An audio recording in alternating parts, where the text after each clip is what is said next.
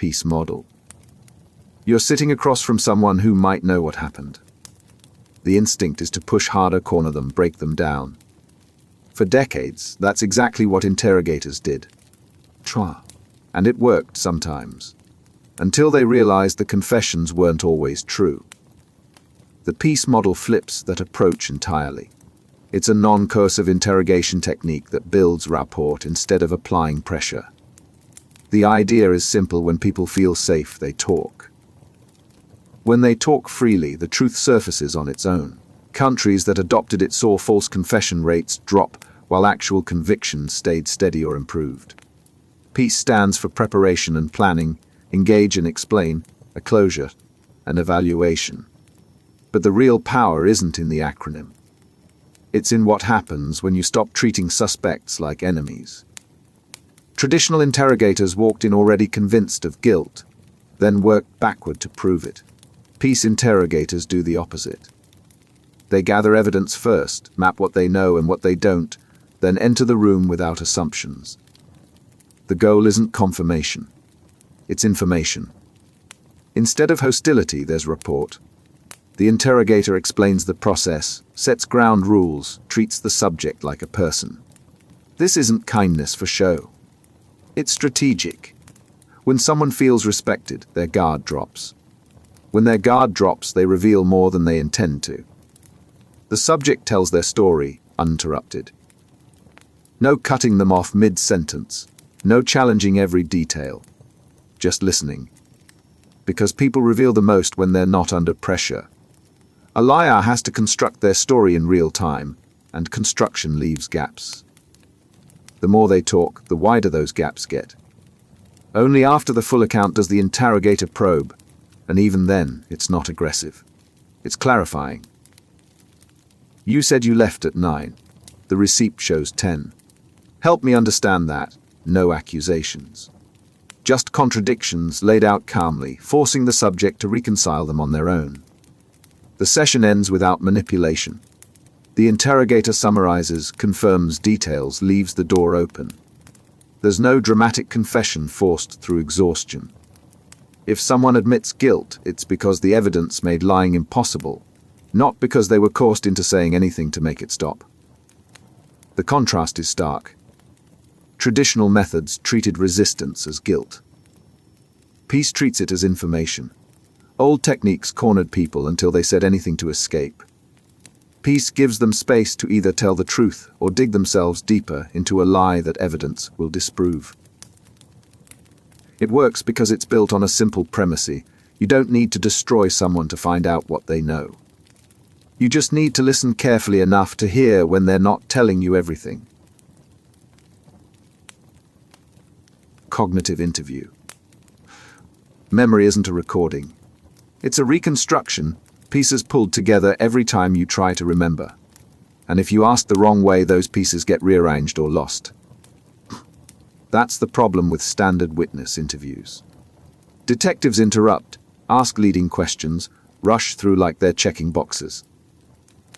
By the end, what the witness remembers isn't quite what they saw.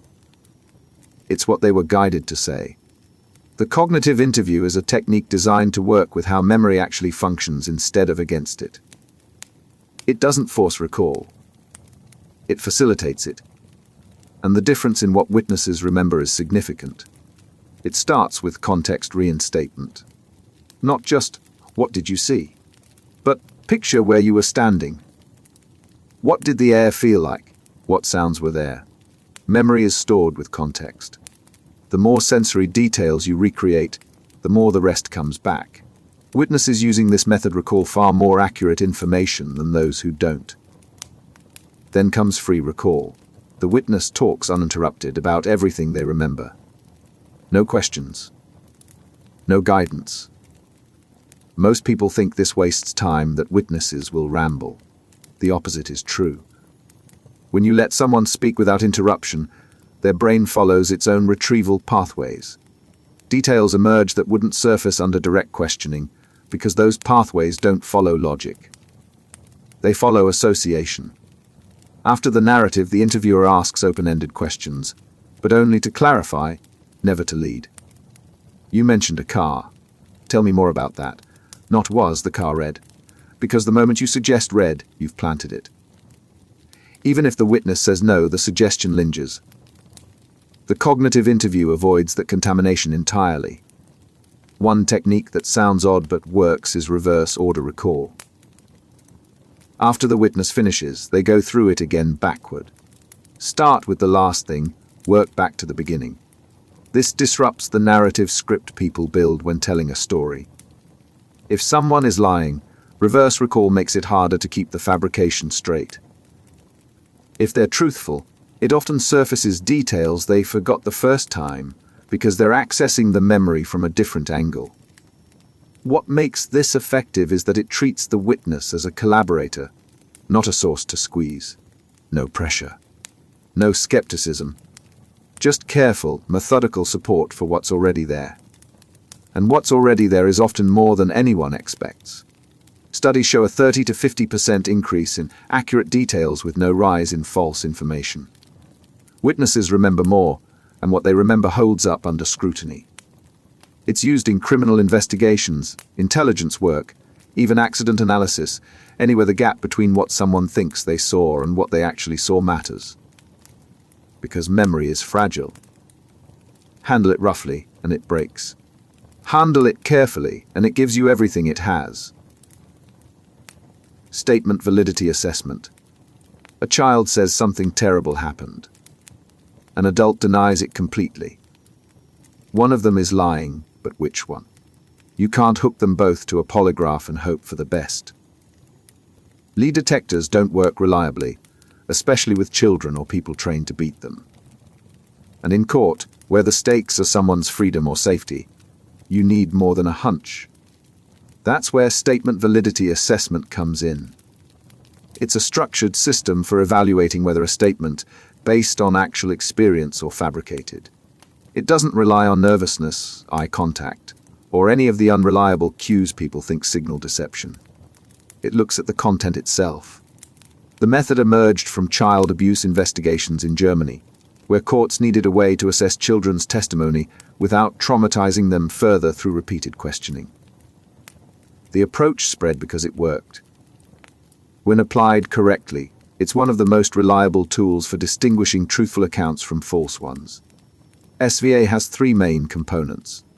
First, a structured interview using techniques like the cognitive interview to gather the statement without contamination. Second, criteria-based content analysis, a checklist of features that appear more often in truthful statements than fabricated ones. Third, a validity checklist that considers alternative explanations like coaching or suggestibility. The criteria themselves are based on how real memories differ from invented stories. Truthful accounts tend to include specific details, sensory information, and contextual elements that fabricators either don't think to add or can't sustain consistently. A real memory includes odd, irrelevant details because that's how experience works. A fabricated story stays clean and focused because the liar is managing the narrative. For example, a truthful account might include something like, "I remember the floor was cold and there was a weird smell, like burnt plastic." That kind of detail serves no narrative purpose. It's just there because it was there. Fabricators don't usually add those unless they're very skilled, and even then, the details don't connect naturally to the rest of the story. Truthful statements also contain spontaneous corrections. Someone telling the truth will say, "No, wait, it wasn't Tuesday. It was Wednesday because that's when my sister was home." Liars avoid corrections because corrections make them look uncertain, and they're trying to appear credible.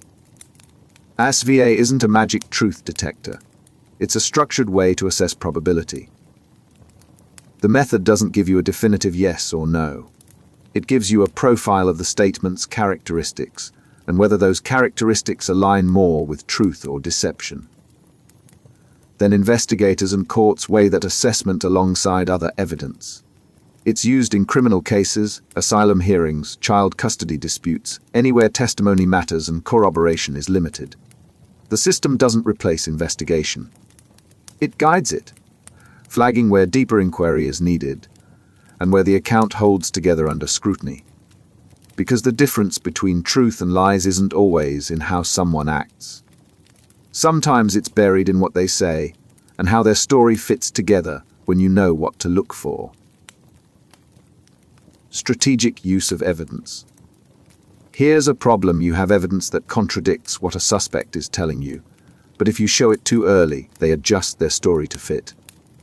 If you show it too late, they've already locked into a lie and won't back down. The timing of when and how you present evidence can determine whether someone confesses, stays silent, or doubles down on a story that will fall apart in court. This is where the strategic use of evidence technique comes in. It's not about what evidence you have. It's about when and how you reveal it. The method treats information as a tactical tool, not just proof. You use evidence to close off escape routes, tighten contradictions, and make lying more cognitively expensive than telling the truth. The approach works because liars and truth-tellers behave differently when confronted with information. Someone telling the truth assumes investigators already know what happened, so they're forthcoming.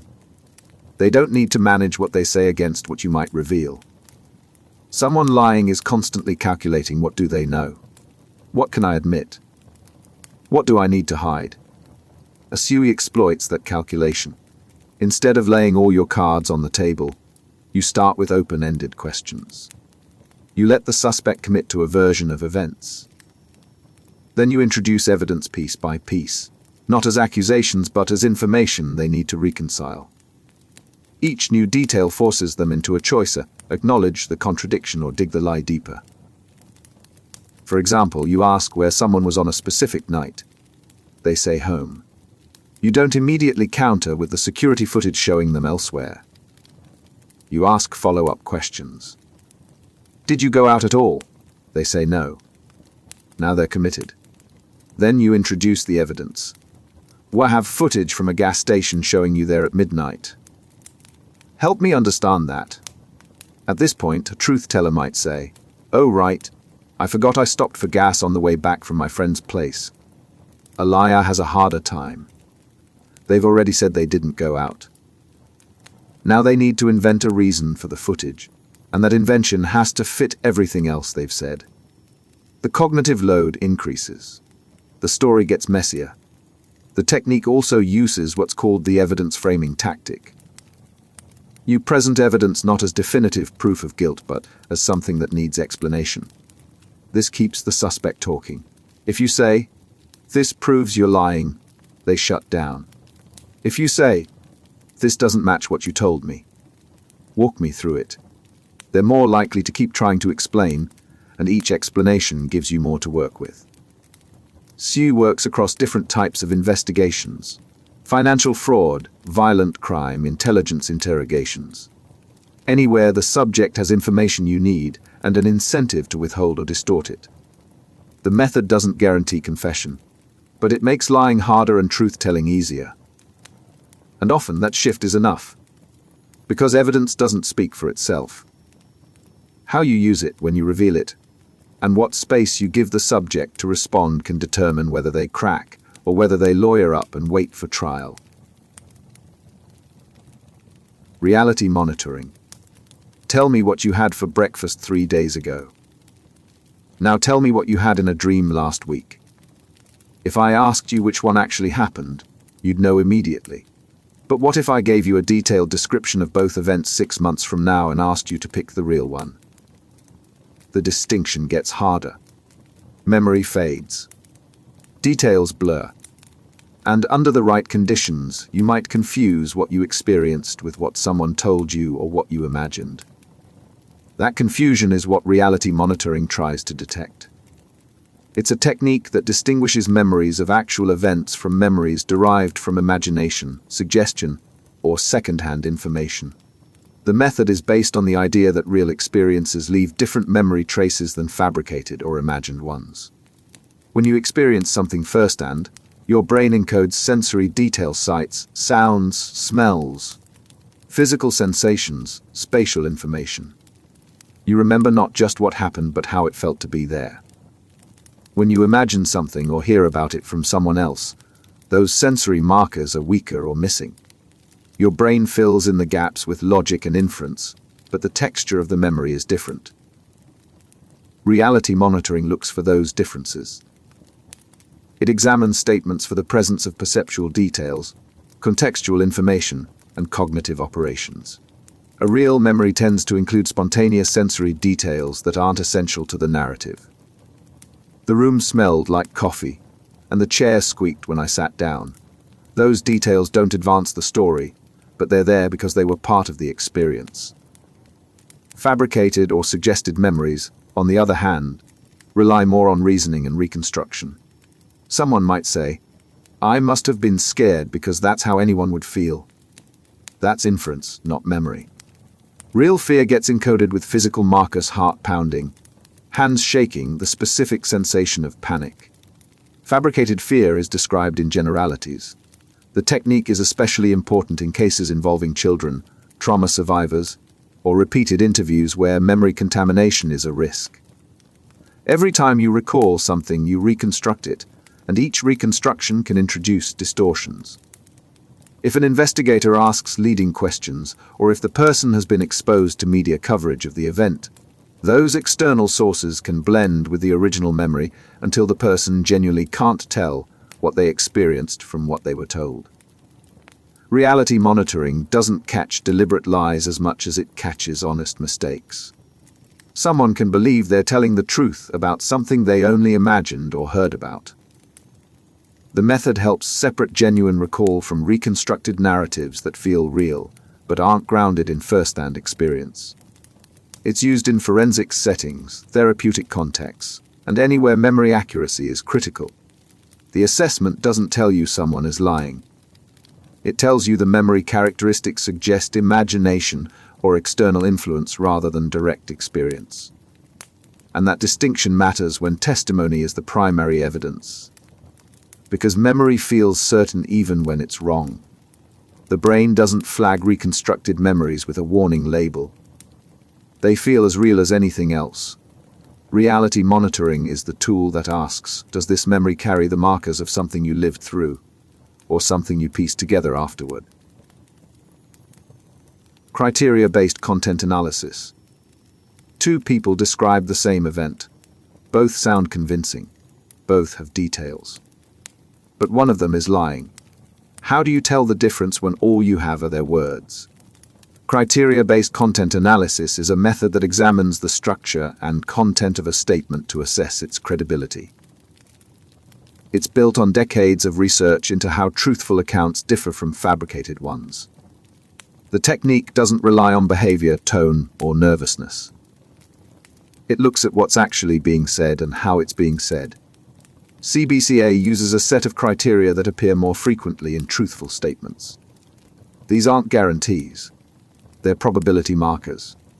The more of these features a statement contains, the more likely it reflects genuine experience rather than invention. One of the strongest indicators is logical structure. Truthful accounts tend to be coherent but not overly polished. They flow naturally, with occasional backtracking and clarifications. Fabricated stories are often too clean. The liar is managing the narrative, keeping it streamlined to avoid contradictions. Real memory is messier because experience is messy. Another marker is the presence of unusual details. Truthful statements include odd, specific elements that don't serve the narrative but were part of the event. There was a dog barking outside, and it wouldn't stop. That detail doesn't prove anything about the crime, but it's the kind of thing that sticks in memory because it was there. Liars tend to include only details that support their story. Irrelevant details feel like clutter, so they leave them out. Spontaneous corrections also signal truth. Someone recounting a real event will pause and revise it. No, wait, it was Thursday, not Wednesday, because that's when my shift ended early. Liars avoid corrections. They want to appear certain, so they commit to details even when uncertain. Truth tellers correct themselves because they're reconstructing from memory, not reciting a script. Accounts of psychological states are another factor. When someone describes how they felt during an event, truthful statements include complexity. I was scared, but also kind of angry, and I didn't know what to do. Fabricated emotions are simpler, more stereotypical. I was terrified. Real emotion is layered and sometimes contradictory. Invented emotion follows a script. CBCA also looks for interactions and dialogue. Truthful accounts often include specific exchanges, things people actually said. He told me to wait outside and I said why, and he didn't answer. That kind of detail reflects real interaction. Fabricators tend to summarize. He told me to wait outside. They don't usually invent full dialogue unless they're skilled liars, and even then, the dialogue often sounds scripted rather than spontaneous. The technique isn't perfect. Skilled liars can mimic some of these features. Truthful but anxious witnesses might omit details because they're focused on getting the main story out. CBCA is a tool, not a verdict. It's used alongside other evidence, other assessments, other interviews. It's applied in criminal cases, asylum applications, child protection investigations, anywhere a statement's credibility matters and corroboration is limited. The method doesn't replace investigation. It sharpens it, highlighting where accounts ring true and where they show signs of construction rather than recall. Because lies and truth don't always look different on the surface. But when you know what to listen for, the structure of the story itself starts to reveal what's underneath. Conversation management. Most interrogations feel like interrogations. There's a table, 2 chairs, a recording device, and the unspoken understanding that one person is trying to extract information from the other. The atmosphere is adversarial from the start. And in that setup, people shut down. They say less, reveal less, and lawyer up faster.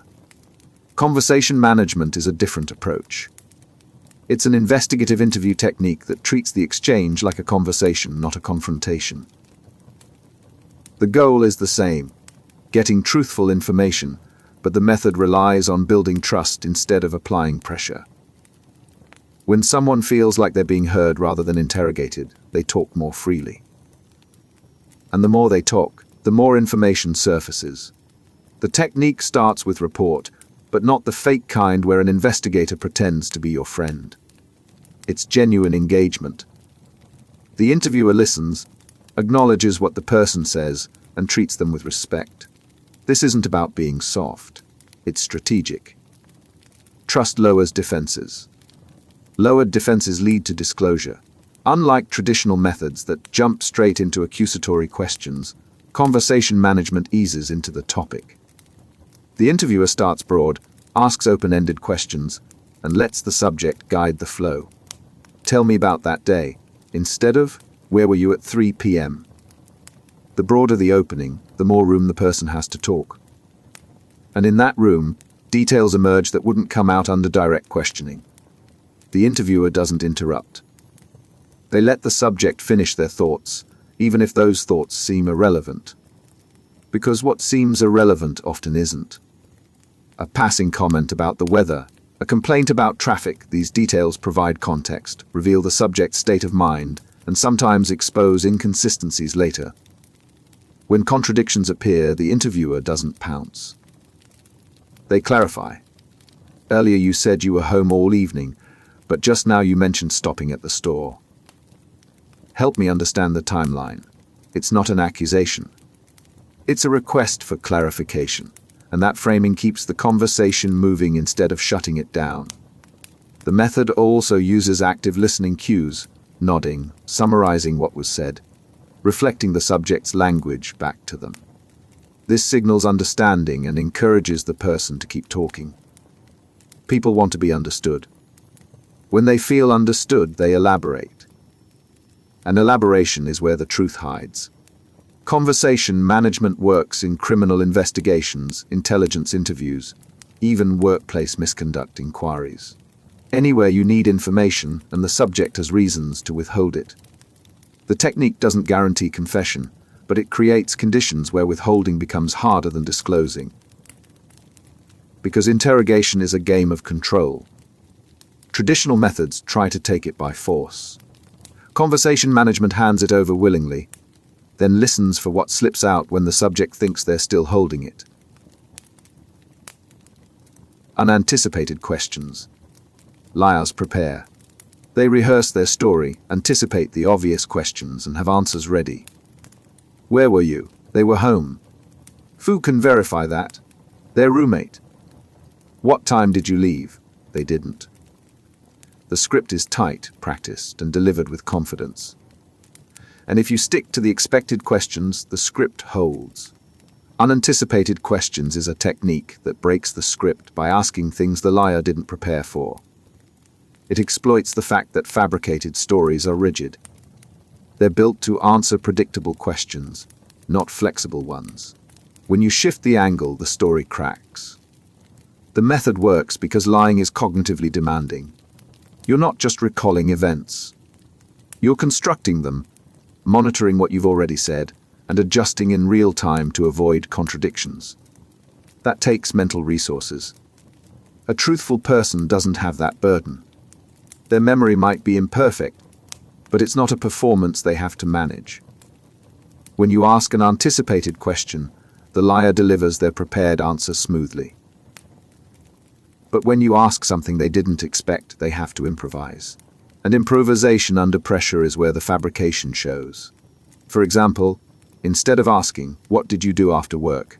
you ask, "What song was playing on the radio when you got in your car?" A truthful person might not remember, but they'll respond naturally.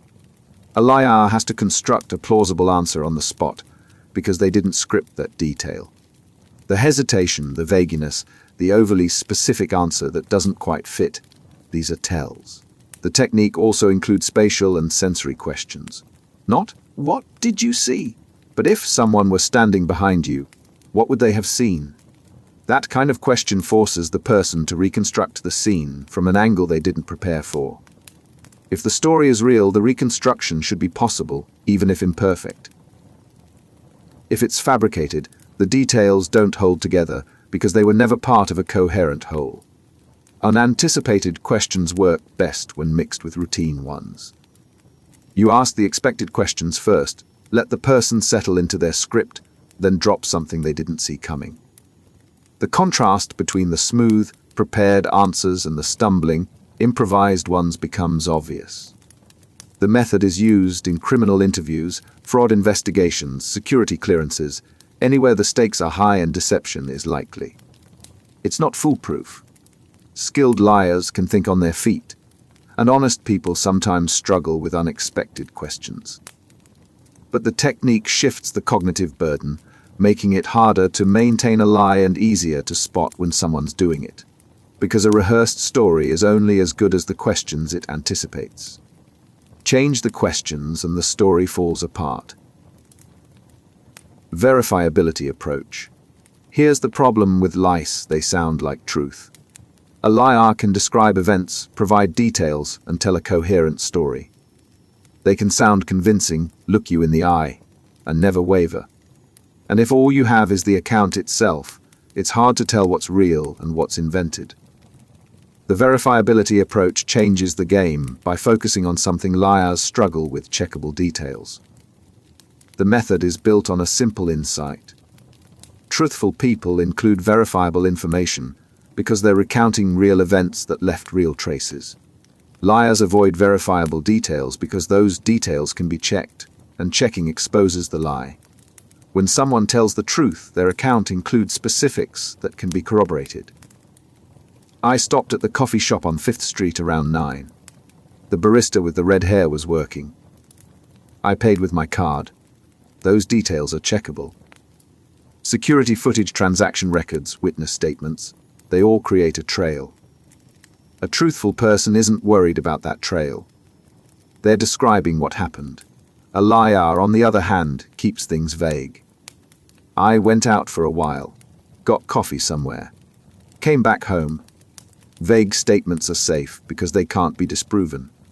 There's nothing to check. And if you press for details, the liar either invents something that might get them caught or stays vague and hopes you move on. The verifiability approach uses this difference as a detection tool. Interviewers encourage detailed accounts and then categorize the information. Verifiable details get flagged. Unverifiable claims get noted. The ratio between the two becomes a credibility indicator. A high proportion of checkable details suggests truth. A low proportion suggests deception. The method also looks at how people respond when asked for verifiable information. A truthful person will add specifics when prompted. You said you got coffee. Where exactly? They'll give you the address, describe the place, mention who else was there. A liar hesitates. They might provide a detail, but it's often generic or hedged. I think it was on 5th Street. Or maybe 6th. I don't really remember, Bok. The technique works across contexts: alibis, insurance claims, asylum applications, anywhere a statement's accuracy matters and corroboration is scarce. It's not perfect. Truthful people sometimes forget verifiable details, especially if the event was routine. And skilled liars can invent checkable information if they're confident it won't be verified. But the method shifts the dynamic. It makes lying riskier and truth-telling easier. Because lies thrive in ambiguity, the verifiability approach removes that cover by demanding specifics. And when specifics can be checked, the cost of lying goes up. Cognitive load interview. Lying takes work. More work than most people realize. When you tell the truth, you're just recalling what happened. Memory does the heavy lifting.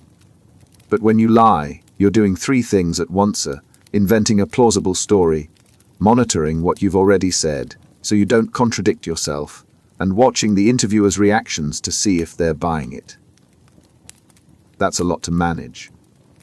And the more you have to manage, the harder it gets to keep everything straight. The cognitive load interview exploits that burden. It's a technique designed to make lying even more cognitively expensive by adding tasks that truthful people can handle but liars struggle with. The method doesn't just ask questions. It overloads the liar's mental resources until the fabrication breaks down. One common tactic is reverse order recall. You ask the person to tell their story backward, starting with the end and working back to the beginning. For someone telling the truth, this is difficult but doable. They're accessing real memory, and memory can be retrieved in any order, even if it's awkward. For a liar, reverse recall is much harder. They constructed the story forward, in a logical sequence. Reversing it means reconstructing the entire fabrication in a new order while still keeping it consistent. The cognitive load spikes, and inconsistencies surface. Another method is asking the person to maintain eye contact while recounting their story. Truthful people can do this because they're not mentally juggling a false narrative. Liars find it harder. Eye contact is already cognitively demanding, and when you add the need to monitor your fabrication, performance degrades. They look away more, their speech slows, or they lose track of details. Some interviewers add a secondary task entirely. Tell me what happened, and while you're doing that, tap your foot every time I say the word "then." It sounds arbitrary, but it's strategic. The secondary task pulls mental resources away from the lie. Truthful people handle it better because they're not using those resources to construct and monitor a story. Liars struggle because they don't have the spare capacity. The technique also uses unexpected shifts in topic. Just when the subject settles into their account, the interviewer pivots. Okay, now describe the room you were in. What color were the walls? Where was the door? Truthful people reconstruct from memory. Liars have to invent details on the fly while keeping those details consistent with the rest of their fabrication. The added demand increases errors. Cognitive load interviewing is used in law enforcement, border security, fraud detection, anywhere quick, accurate credibility assessments matter. It's not a magic solution. Some people handle cognitive load better than others, and high-functioning liars might maintain their stories even under pressure. But for most, the technique reveals what forced effort looks like. Because truth flows. Lies are built, and when you make the builder work harder, the construction starts to show cracks. Baseline drift. You walk into an interview and the subject seems nervous, fidgeting, avoiding eye contact, voice shaky. Is that deception or just anxiety? You can't tell because you don't know how they normally act. Everyone has a baseline, a normal pattern of behavior when they're relaxed and telling the truth. Without knowing that baseline, every nervous gesture is just noise. That's why experienced interviewers spend time establishing a baseline before asking anything sensitive. They start with easy, neutral questions. How was your drive here? What do you do for work? Tell me about your daily routine. These aren't filler. They're calibration.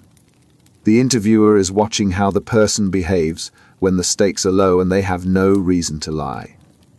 That becomes the reference point. Once the baseline is set, deviations become meaningful. If someone was calm during small talk but suddenly tense when asked about a specific event, that shift signals something. It doesn't prove guilt, but it tells you where to focus. But here's the problem baselines drift. Stress, fatigue, hunger, fear of the interrogation itself, all of these shift behavior over time. Someone who started calm might become agitated an hour in, not because they're lying, but because the situation is wearing them down. If you treat that agitation as a sign of deception, you're chasing a false lead. Baseline drift refers to this phenomenon. It's the change in a person's normal behavior caused by factors unrelated to deception. Long interviews increase anxiety. Repeated questioning triggers defensiveness. Even the room temperature or uncomfortable seating can alter how someone presents. And if you're not tracking those changes, you mistake drift for dishonesty. Good interviewers re-establish baselines periodically. They circle back to neutral topics, give the person a break, let the stress level drop, and observe how behavior resets. If the person returns to their earlier calm, the previous agitation was likely drift, not deception. If the agitation persists even during neutral topics, that's more telling. The concept matters beyond interrogations. Polygraph exams rely on physiological baselines, and those baselines drift constantly. Heart rate, perspiration, breathing, they all fluctuate based on time of day, recent activity, medication, stress unrelated to the test. That's one reason polygraphs are unreliable. They measure deviation from a baseline that's never truly stable. Security screenings, employment interviews, even medical evaluations, all of these involve assessing behavior against a baseline. And in all of them, drift is a risk. Treat every change as significant, and you'll see deception everywhere. Ignore drift and you'll assume everything is normal when it isn't. The solution is awareness. Track the baseline, yes, but also track the context. Is the person more anxious now because of the question, or because they've been sitting here for 2 hours? Did their story change because they're lying, or because you've asked the same thing 5 different ways and they're trying to figure out what you want to hear? Because behavior is signal mixed with noise. Baseline drift is the reminder that not every shift means something. Sometimes it just means the person is human, and humans change under pressure. Leakage hierarchy. You can control your words. With enough practice, you can manage your tone, keep your story straight, and deliver a lie that sounds convincing. But the further you get from conscious control, the harder deception becomes. Your face might stay calm, but your hands fidget. Your voice stays steady, but your breathing quickens. The body leaks what the mind tries to hide. This is the concept behind leakage hierarchy. It's the idea that deception shows up in predictable patterns, starting with the behaviors easiest to control and working down to the ones you can't fake. The higher up the hierarchy, the more deliberate the signal. The lower you go, the more involuntary and revealing it gets. At the top, verbal content. This is what the person is saying, the actual words. Liars have the most control here. They can script, rehearse, and adjust their statements in real time. If you're only listening to words, you're relying on the channel liars manage best. One level down, paralinguistic cues. Tone, pitch, speed, pauses. These are harder to control than words, but still somewhat manageable. A liar might keep their story straight but speak faster, hesitate before answering, or add vocal fillers like come and more often. These cues leak stress even when the content stays clean. Below that, facial expressions. The face is tricky. People think they can control it, and to some extent they can. You can smile on command, keep a neutral expression, avoid obvious tells. But micro-expressions, flashes of emotion that last less than a second, are much harder to suppress. Fear, disgust, contempt. They flicker across the face before conscious control kicks in. Trained observers catch them. Most people don't. Further down, gestures and body language. Hand movements, posture shifts, self-soothing behaviors like touching the face or neck. Liars often reduce gestures because they're focused on managing their story, leaving their body language stiff and controlled. Or they increase certain movements, nervous fidgeting, foot tapping, things that bleed off the stress of maintaining the deception. At the bottom, autonomic responses. Pupil dilation, perspiration, heart rate, blushing. These are involuntary. You can't will your pupils to stay small or stop your hands from sweating. This is where the body reveals what you're working hardest to hide. It's also why polygraphs focus here, measuring physiological responses the subject can't consciously manipulate. The leakage hierarchy tells investigators where to look. If you're only evaluating words, you're missing most of the signal. If you're only watching for fidgeting, you're catching surface-level stress that might not mean deception. The most reliable information sits lower in the hierarchy, in the behaviors and responses the person can't fully control. But the hierarchy also reveals limits. Just because someone sweats or fidgets doesn't mean they're lying. Stress, fear of being disbelieved, anxiety about the situation itself, all of these trigger the same responses. The hierarchy tells you where deception leaks. It doesn't tell you what every leak means. Smart interrogators combine levels. They listen to the words, watch the face, note the body language, and track the autonomic cues. The more channels align toward deception, the stronger the signal. One channel acting up could be noise. Multiple channels showing the same pattern is harder to dismiss. Because you can lie with your mouth. But the rest of you tells a different story, if you know where to listen. Theme development. The interrogator already knows you did it, or at least they act like they do. They're not asking if you're guilty. They're offering you a way to explain why. Look, I get it. You were under pressure. Things got out of hand. You didn't plan this. They're not accusing you harshly. They're giving you an out, a narrative that makes what happened seem understandable, even forgivable. This is theme development, a tactic used in accusatory interrogation methods like the Reid technique. The interrogator presents a moral justification or psychological excuse for the crime. The goal isn't to absolve the suspect. It's to lower the psychological barrier to confession by making guilt feel less unbearable.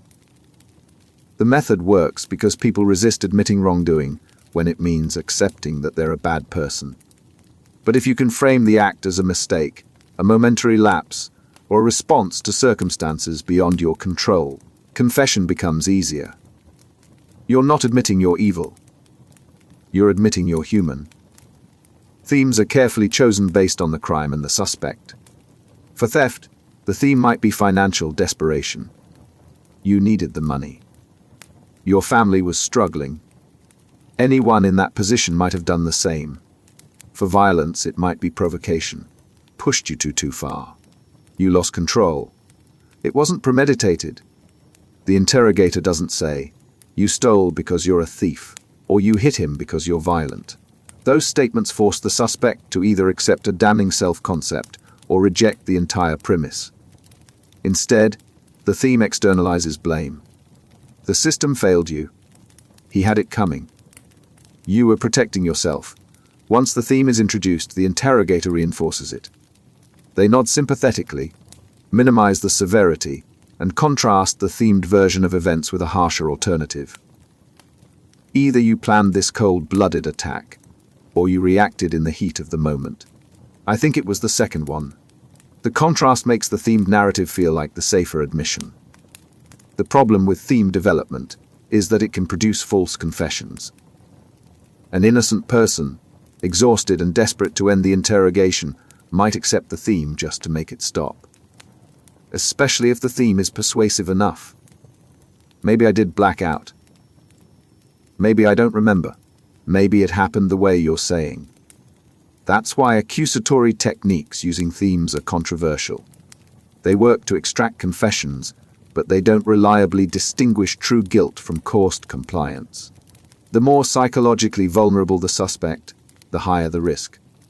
Jurisdictions moving away from accusatory methods ban or restrict theme development. Non-coercive approaches like PACID don't use themes at all. They gather information without offering narratives that make confession feel inevitable. Because once you accept the theme, you've accepted the guilt. And whether that guilt is real or constructed becomes harder to untangle. Confirmation trap. The investigator believes you're guilty. They've seen the evidence, built the case, and now they're sitting across from you to confirm what they already think they know. And because they believe it, everything you say gets filtered through that lens. Denials sound like defensiveness. Explanations sound like excuses. Nervous behavior looks like guilt. This is the confirmation trap, a cognitive bias where interrogators unconsciously seek information that supports their initial theory while dismissing or downplaying anything that contradicts it. It's not deliberate deception. It's how human cognition works under certainty. Once you decide someone is guilty, your brain starts organizing evidence to fit that conclusion. The trap operates on both sides. The interrogator interprets ambiguous behavior as incriminating. A suspect who stays calm is cold and calculating. A suspect who gets emotional is cracking under pressure. Either response confirms the guilt hypothesis because the interrogator is looking for confirmation, not contradiction. Interrogators caught in this bias also ask leading questions that assume guilt. What did you take the money? Instead of, did you take the money? The phrasing presupposes the answer, and even denials get reframed. I didn't take it becomes, he's sticking to his story. The danger multiplies when the interrogator has incomplete or circumstantial evidence. A suspect who was near the scene isn't necessarily the perpetrator, but if the investigator believes they are, proximity becomes proof. Every detail that doesn't fit gets rationalized away. Maybe he had an accomplice. Maybe the timeline is off. The theory bends to accommodate the evidence instead of the evidence shaping the theory. Confirmation bias also affects how interrogators interpret confessions. If a suspect says something that aligns with known facts, it's treated as validation. If they get details wrong, it's explained as confusion, trauma, or an attempt to minimize guilt. The bias makes it nearly impossible to recognize a false confession because every inconsistency gets reinterpreted to preserve the guilt narrative. The trap is especially dangerous when combined with coercive techniques. An interrogator who's certain of guilt will push harder, apply more pressure, and dismiss exculpatory information. The suspect, feeling that denials are pointless, might confess just to end the ordeal. And the interrogator, having their belief confirmed, never questions whether the confession is true. Breaking the trap requires structural safeguards. Recording interrogations in full so that biased interpretations can be reviewed. Having independent investigators assess evidence without knowing the lead investigator's theory. Using non-accusatory methods that don't start from a presumption of guilt. But the trap persists because certainty feels like insight. When you're convinced someone is guilty, every piece of information seems to prove you right. And the more convinced you become, the less able you are to see that you might be wrong.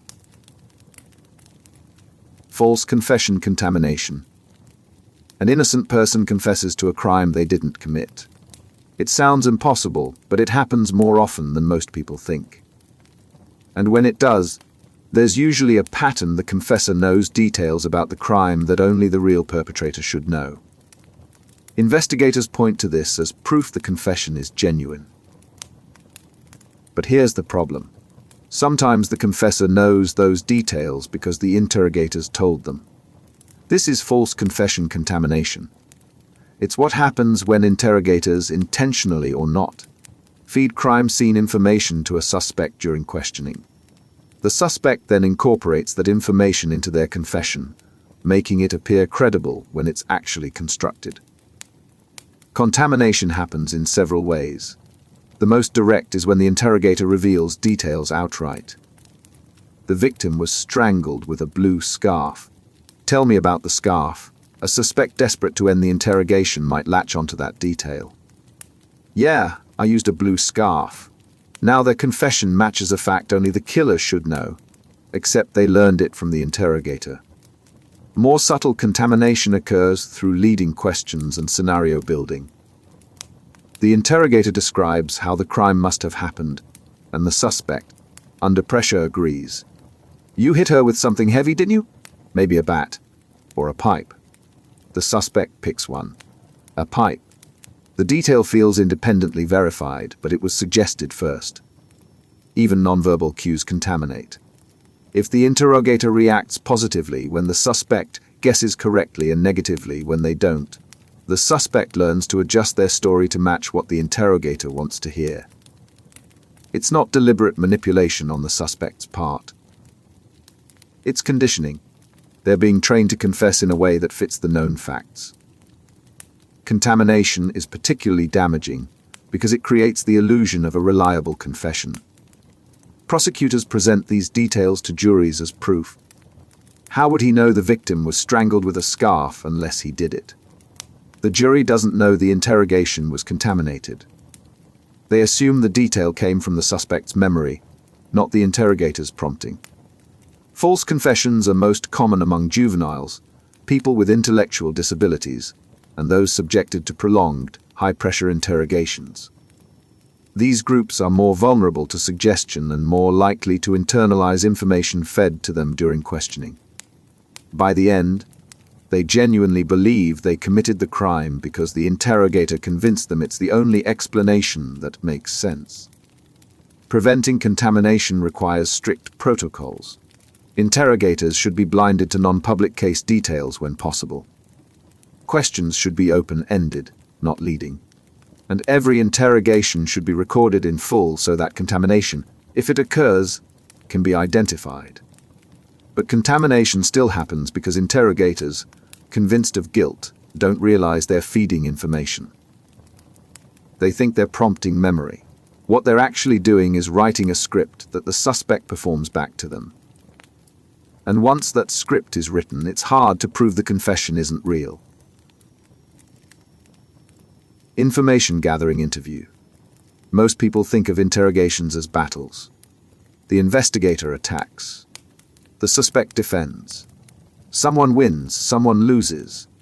But that framing assumes the goal is confession, that the only successful outcome is admission of guilt.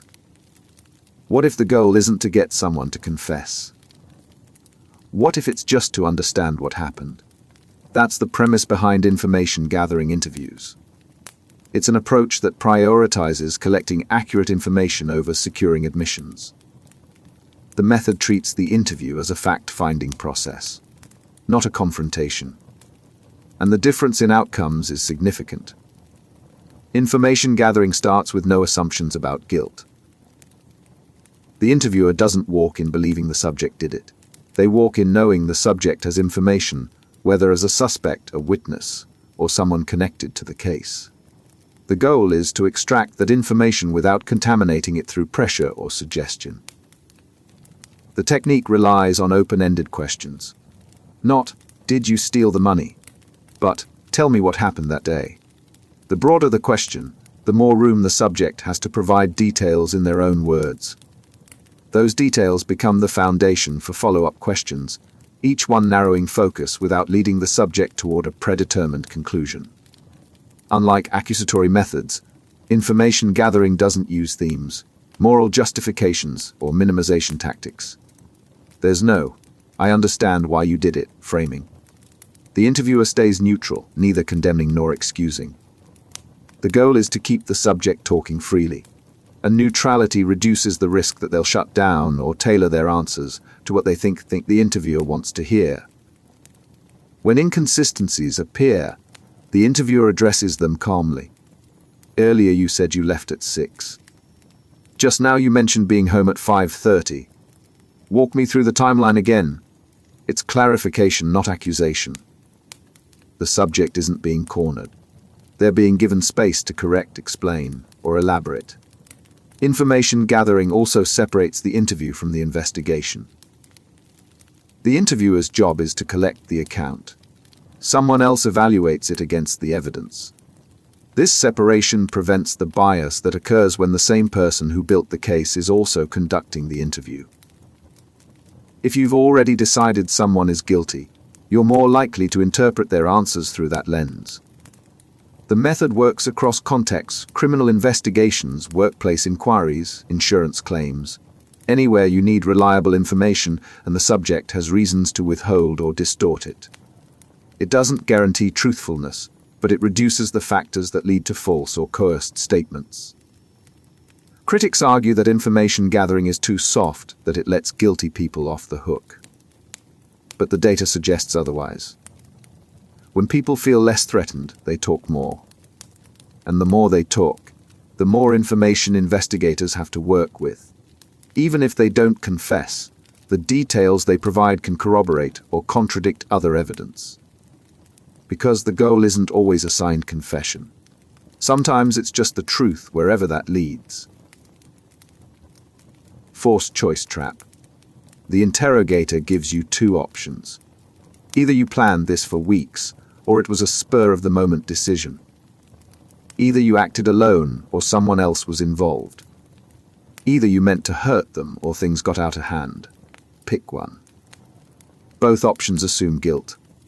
There's no third choice where you didn't do it. And if you're exhausted, confused, or desperate to end the interrogation, you might pick the option that sounds less damning. It wasn't planned. It just happened. You think you're defending yourself. What you've actually done is confess. This is the forced choice trap, a tactic that uses false dilemmas to box suspects into admissions. The interrogator frames the question as if there are only two possibilities, both of which involve guilt, then pressures the suspect to choose. The choice feels like agency, but it's manufactured. You're not deciding whether to confess. You're deciding how to confess. The trap works because people instinctively respond to the options presented without questioning the premise. If someone asks, "Did you hit him because you were angry or because you were scared?" your brain processes the question as a choice between anger and fear. It doesn't immediately register that there's a third option: you didn't hit him at all. Interrogators use forced choice questions strategically. They present the choice in a way that makes one option seem more acceptable. Did you take the money because you're greedy, or because you needed it for your family? The second option offers moral cover. It's easier to admit. And once you admit that version, you've admitted taking the money. The technique is particularly effective when combined with exhaustion, confusion, or fear.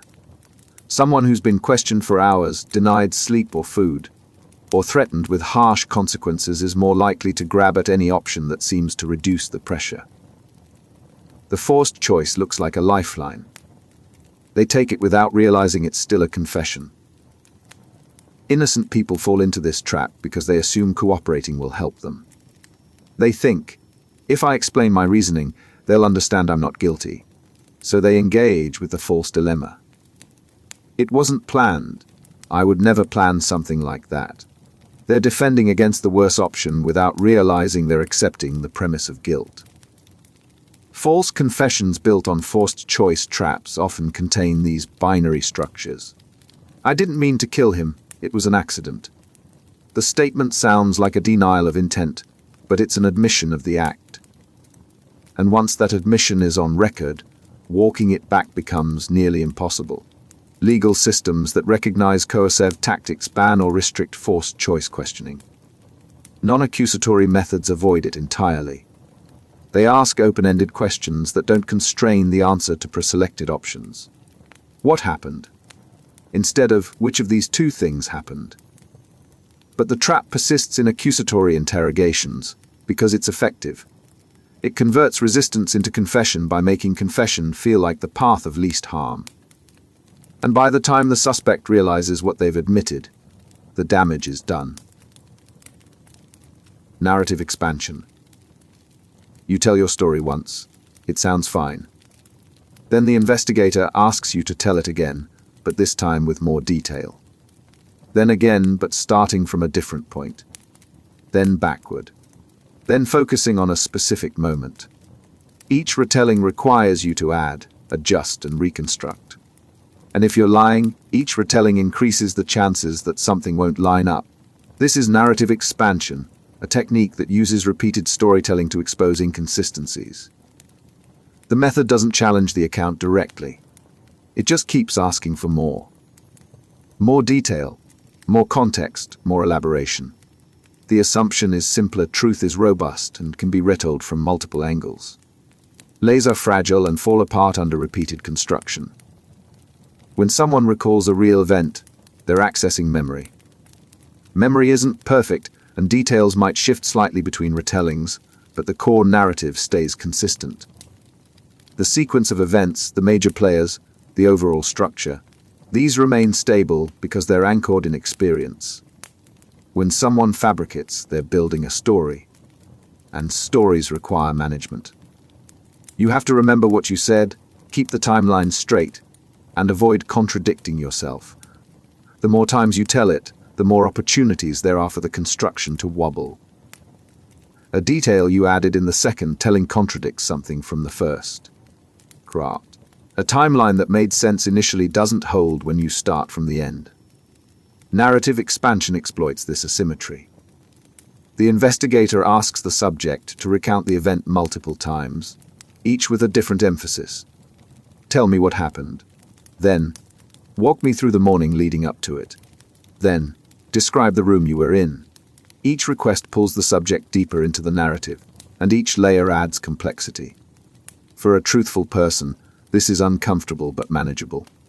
They might forget minor details or get the order of events slightly wrong, but the account holds together because it's grounded in reality. For a liar, expansion is dangerous. Every additional detail is another thing to track, another potential inconsistency. The technique also uses targeted probing. After the subject tells the story, the investigator picks a specific moment and asks them to elaborate. You said you were standing by the window. What did you see from there? What time was it? Was it still light out? These questions force the liar to invent specifics they hadn't prepared, and those specifics have to align with everything else they've said. Narrative expansion works best when combined with other methods. Strategic use of evidence reveals contradictions between the account and known facts. Unanticipated questions disrupt the script. Expansion then magnifies the inconsistencies by forcing the subject to defend and elaborate on a story that's already unstable. The method is used in criminal investigations, fraud detection, asylum interviews, anywhere the credibility of a narrative matters.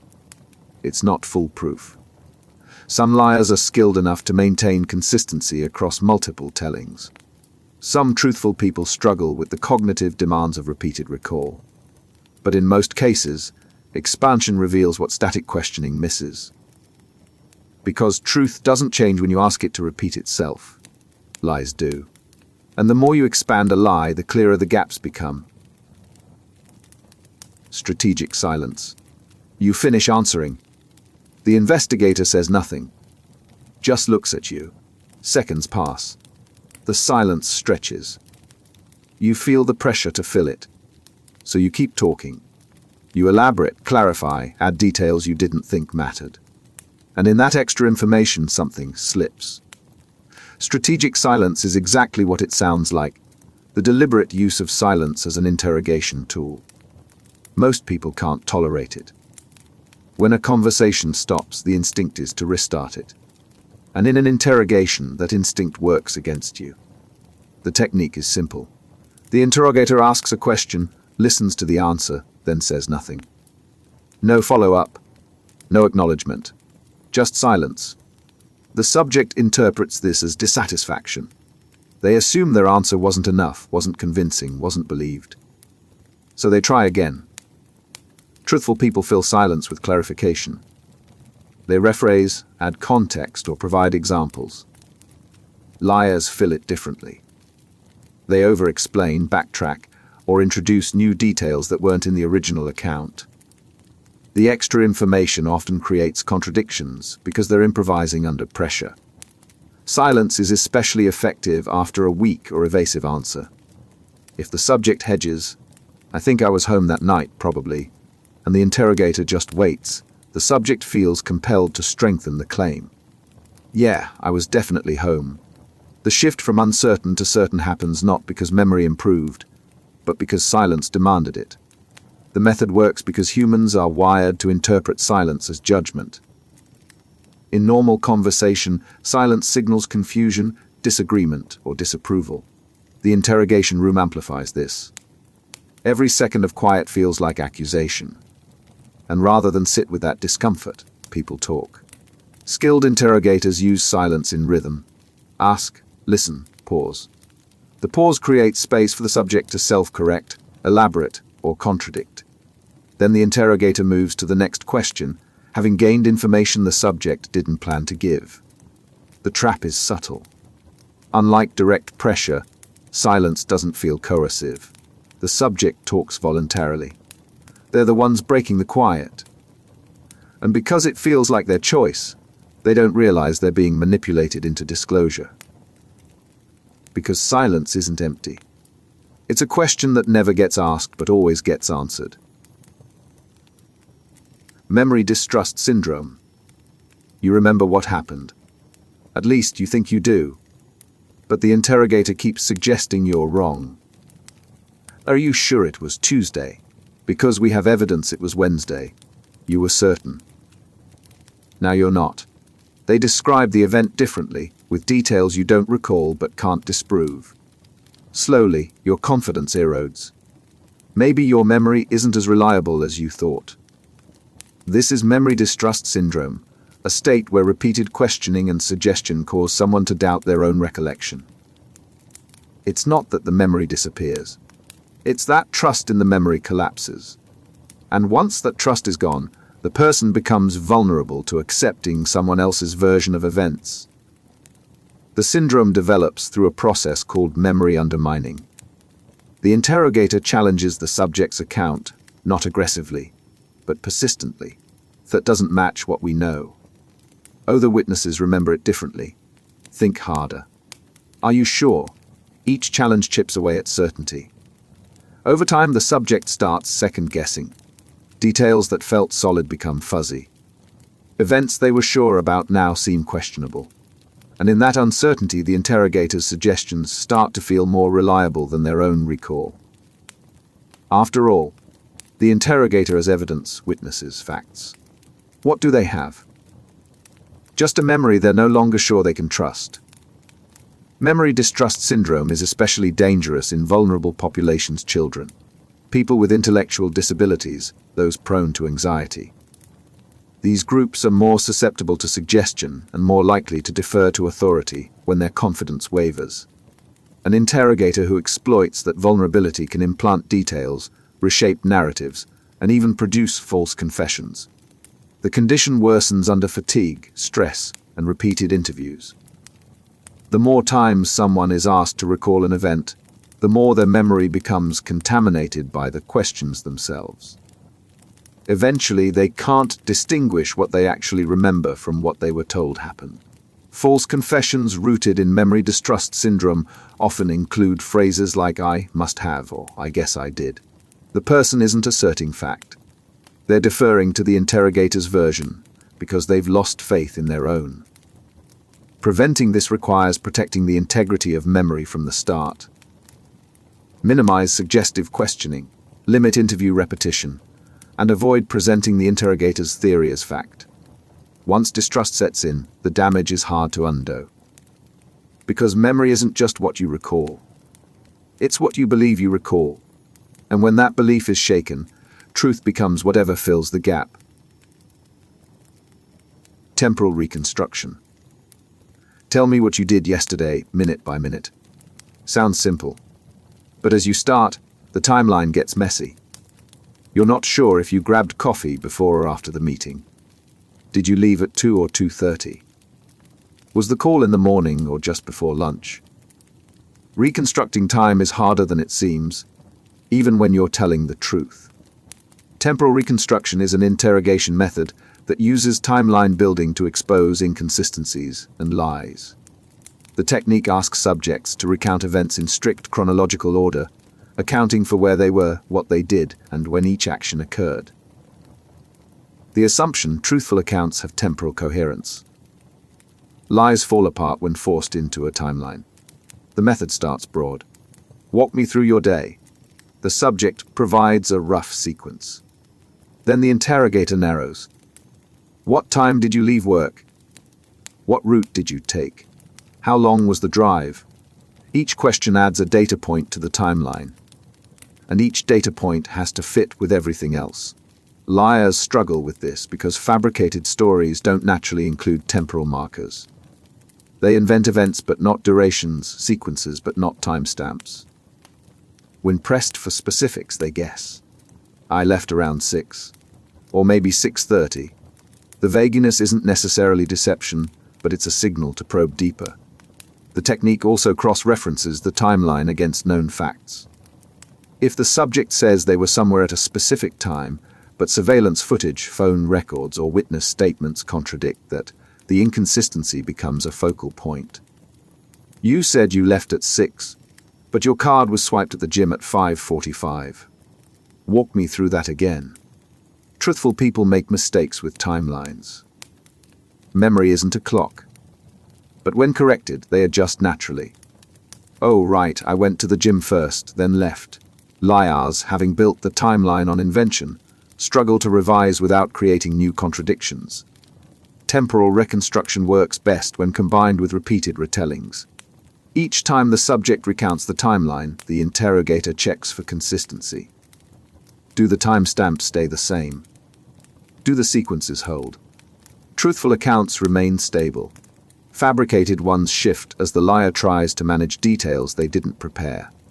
The method is used in alibi verification, fraud investigations, and any case where establishing when something happened matters. It's not foolproof. Some people have excellent recall.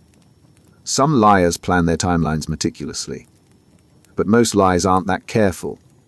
And time, more than almost anything, reveals when someone's story doesn't add up. Embedded suggestion. 1. Did you stop hitting your partner? It's a question, but it's also an accusation. Embedded in the phrasing is the assumption that you did hit them. If you answer the question directly, you've accepted the premise. If you deny it, you sound defensive. Either way, the suggestion has done its work. Embedded suggestion is a tactic where assumptions, implications, or accusations are hidden inside questions. The subject responds to the surface question without noticing the embedded claim. And by responding, they implicitly accept what was suggested. The technique works because people focus on answering what's asked, not analyzing how it's framed. What did you take the money? Assumes the taking. What were you thinking when you hit him? Assumes the act. The subject, focused on the why or the what, doesn't challenge the whether. Embedded suggestions also appear in statements disguised as clarifications. So you were angry when it happened. The interrogator isn't asking. They're stating. The subject, wanting to cooperate, might nod or agree, not realizing they've just confirmed an emotion they never mentioned. The method is especially effective when suggestions are layered subtly. Instead of, you were there, the interrogator says, when you were there, what did you see? The when clause embeds the assumption.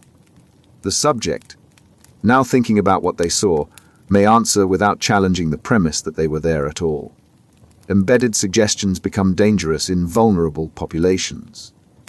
Children, non-native speakers, and people with cognitive impairments are less likely to notice the framing and more likely to accept the embedded claim as fact.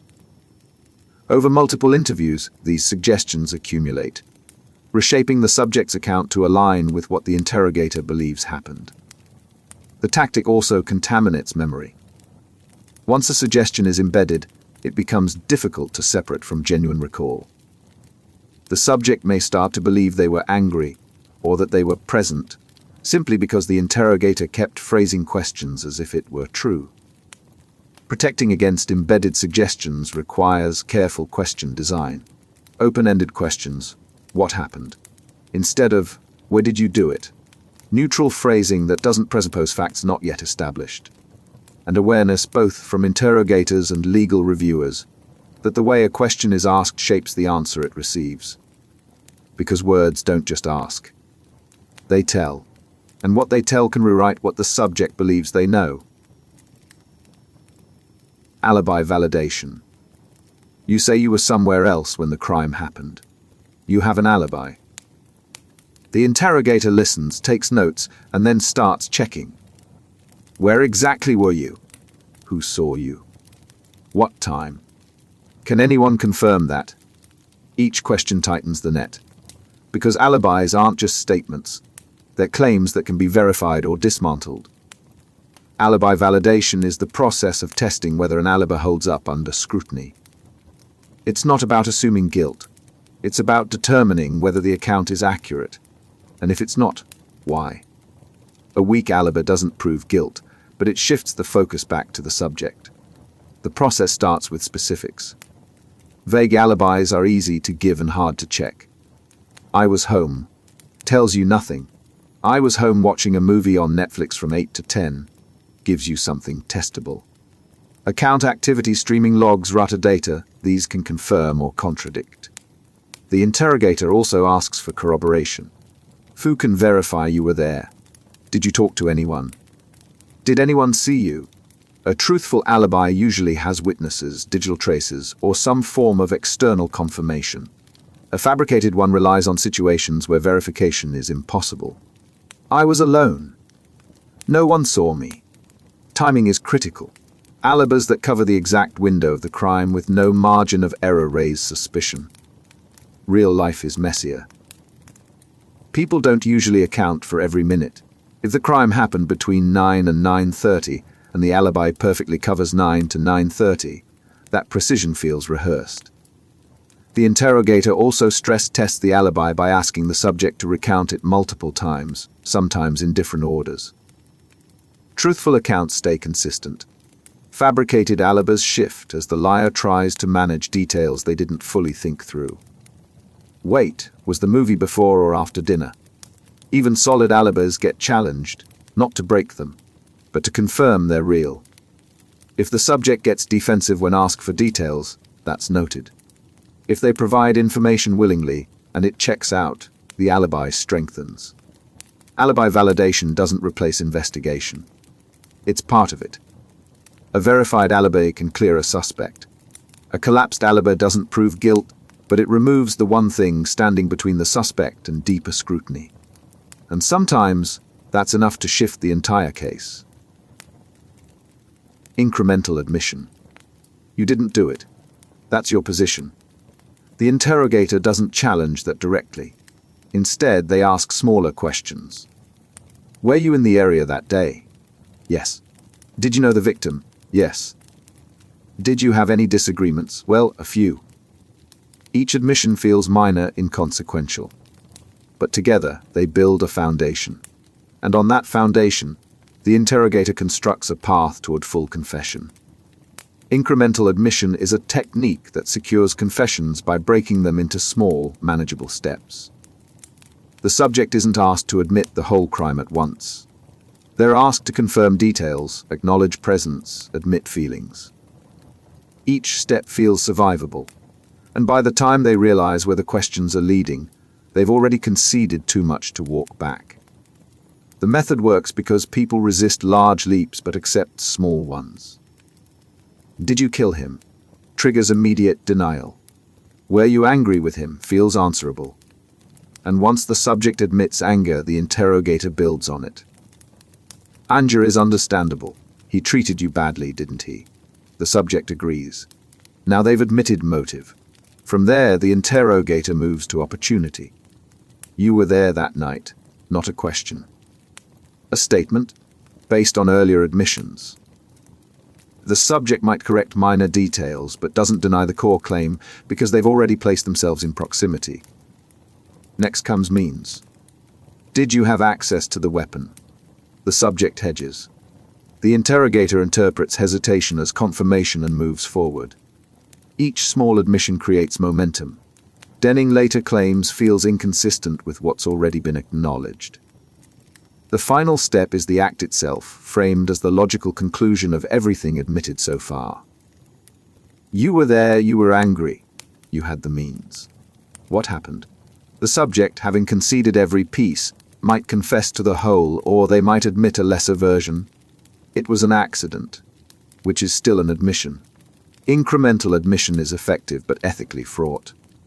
It can secure truthful confessions from guilty suspects who need a gradual path to disclosure. But it can also trap innocent people who admit peripheral facts. Location, emotion, access, without realizing those admissions are being assembled into a case for guilt. The technique works best when each admission is independently verifiable. If the subject says they were there, confirm it with evidence. If they claim anger, corroborate it with witnesses. Admissions built on suggestion rather than fact create false confessions. Because confession isn't a single moment. It's a series of steps, and each step, small as it seems, moves the subject closer to a place they didn't intend to go. Source monitoring error. Did you see that happen, or did someone tell you about it? Sounds like a simple question. But memory doesn't always make the distinction clear. You remember the event. You can picture it. But whether you witnessed it first and heard about it later from someone else, that boundary blurs. And once it blurs, your brain treats both as equally real. This is source monitoring error, a cognitive phenomenon where people confuse the origin of their memories. They misattribute what they imagined, heard, or were told as something they directly experienced. And in interrogations, that confusion can turn second-hand information into false testimony. The error happens because memory doesn't store source tags. When you recall something, your brain reconstructs the content, but not always the context of how you learned it. A vivid description from a news report can feel as real as something you saw. A detailed account from a friend can merge with your own experience until you're no longer sure which parts you lived and which parts you absorbed. Interrogators exploit this, sometimes without realizing it. They provide details about a crime during questioning. The subject hears those details, visualizes them, and later recalls them as part of their own memory. I remember the victim was wearing a red jacket, but they don't remember seeing it. They remember being told about it. The distinction collapses. Source monitoring errors are especially common in child witnesses and suggestible adults. Children are less able to track where information came from. If an interviewer repeatedly describes an event, the child may eventually believe they witnessed it. The memory feels real because the brain encoded it, even though the source was external. The phenomenon also occurs in co-witness situations. Two people discuss what they saw. Over time, their accounts blend. Details from one person's memory migrate into the other's. Neither realizes they're no longer recalling independent observations. They're recalling a shared narrative constructed through conversation. Preventing source monitoring errors requires isolating witnesses before interviews, avoiding leading questions, and minimizing exposure to external information. Once the error occurs, it's nearly impossible to undo. The contaminated memory feels as authentic as any other, because memory doesn't come with receipts. You remember the event, but you don't always remember how you came to know it. And when that tracking fails, fiction and fact become indistinguishable. Minimization technique. The interrogator doesn't call you a monster. They don't say you're evil. Instead, they downplay what happened. It wasn't that bad. People make mistakes. You didn't mean for it to go that far. The crime shrinks. The guilt softens. And in that softened space, confession feels less damaging. Minimization is a tactic that reduces the perceived severity of a crime to make admitting it easier. The interrogator offers moral or psychological justifications, frames the act as understandable, and contrasts it with worse alternatives. The goal: lower the emotional barrier to confession by making the admission feel survivable. The technique works because people resist confessing to acts that define them as irredeemably bad. But if the act can be reframed as a mistake, a lapse, or a reaction to circumstances, confession becomes psychologically tolerable. You're not a bad person. You just did a bad thing. Minimization often pairs with themes. The interrogator suggests external causes. You were under stress. The victim provoked you. Anyone in your position might have reacted the same way. The blame shifts from character to context. And in that shift, admitting the act doesn't require admitting fundamental moral failure. The method also uses contrast. The interrogator presents two versions of the crime. One brutal and premeditated, one impulsive and regrettable. Either you planned this cold-blooded attack, or you lost control in the moment. I think it was the second. The minimized version feels like the safer admission. The subject accepts it, not realizing they've still confessed. Minimization is effective, but it's controversial. It can elicit truthful confessions from guilty suspects who need psychological permission to admit wrongdoing. But it can also produce false confessions. An innocent person, exhausted and desperate, might accept the minimized narrative just to end the interrogation. Maybe I did black out. Maybe it happened the way you're saying. The risk increases with vulnerable populations: juveniles, people with intellectual disabilities, those prone to compliance. They're more likely to accept the interrogator's framing and less able to recognize that minimization is still an accusation. Jurisdictions moving away from coercive methods restrict or ban minimization. The technique blurs the line between facilitating disclosure and manufacturing confession. And once that line blurs, determining which confessions are real becomes nearly impossible. Because making guilt feel smaller doesn't make it disappear. It just makes admitting it easier. And easier isn't always truthful. Maximization technique. The interrogator leans in. The evidence is overwhelming. Witnesses saw you. Cameras caught you. Forensics will prove it. You're going down, and the only question is how hard. Confess now, and maybe things won't be as bad. Stay silent, and they'll throw the book at you. The pressure mounts. The consequences loom. And under that weight, confession starts to feel like the only way out. Maximization is the opposite of minimization. Instead of softening the crime, it amplifies the consequences. The interrogator exaggerates the strength of the evidence, overstates the severity of potential punishment, and creates a sense of inevitability. The messenger: you're already caught. Confession is damage control. The technique works through fear. The subject, faced with the prospect of maximum penalties, sees confession as a way to mitigate harm. If I cooperate, maybe they'll go easier on me. The interrogator reinforces this by implying leniency for those who admit guilt and harsher treatment for those who don't. Maximization often involves bluffing. The interrogator claims to have evidence they don't actually possess. Your fingerprints are all over the scene. We have 3 witnesses who put you there. The subject, not knowing what's real, assumes the case is airtight. Resistance feels pointless. The method also uses time pressure. This offer won't last. If you don't talk now, the deal's off the table. The urgency forces a decision before the subject has time to think, consult a lawyer, or assess whether the claims are credible. Maximization is particularly dangerous for innocent people. Faced with exaggerated consequences and false claims of overwhelming evidence, they might confess to avoid a worse outcome. I didn't do it, but if they're going to convict me anyway, maybe I should just admit to a lesser charge.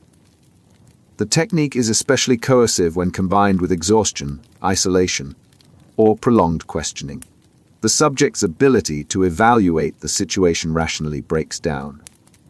They confess not because they're guilty, but because the psychological and emotional cost of continued resistance exceeds the cost of a false admission. Legal systems that recognize coercive tactics ban or restrict maximization. It crosses the line from persuasion to intimidation. And intimidation doesn't produce truth. It produces compliance, because when confession feels like the only escape from unbearable pressure, guilt and innocence stop mattering. Survival does. Witness contamination. Two people see the same event. You interview them separately to get independent accounts. But before you can, they talk to each other. They compare notes, fill in each other's gaps, and align their stories. By the time you ask what they saw, you're no longer getting two perspectives. You're getting one shared narrative that both believe is their own memory. Witness contamination is what happens when witnesses influence each other's recollections before giving formal statements. It can occur through conversation, media exposure, or even overhearing another witness's account. Once contamination happens, separating original memory from absorbed information becomes nearly impossible. The process is subtle. Witnesses don't intentionally lie. They genuinely believe they're reporting what they saw. But memory is reconstructive, and reconstruction is vulnerable to external input. If one witness mentions a detail the other didn't notice, that detail can embed itself in the second witness's memory. Oh right, the car was blue. I remember now, except they don't remember seeing it. They remember being told. Contamination worsens with repeated exposure. The more times witnesses discuss the event, the more their accounts merge. Details migrate. Uncertainties solidify. And by the end, both are convinced they saw things they didn't because the information came from a trusted source, another witness. The phenomenon also occurs through media. A witness sees news coverage of the event. The coverage includes details they didn't observe firsthand. Those details integrate into their memory. When questioned later, they report them as part of their original recollection.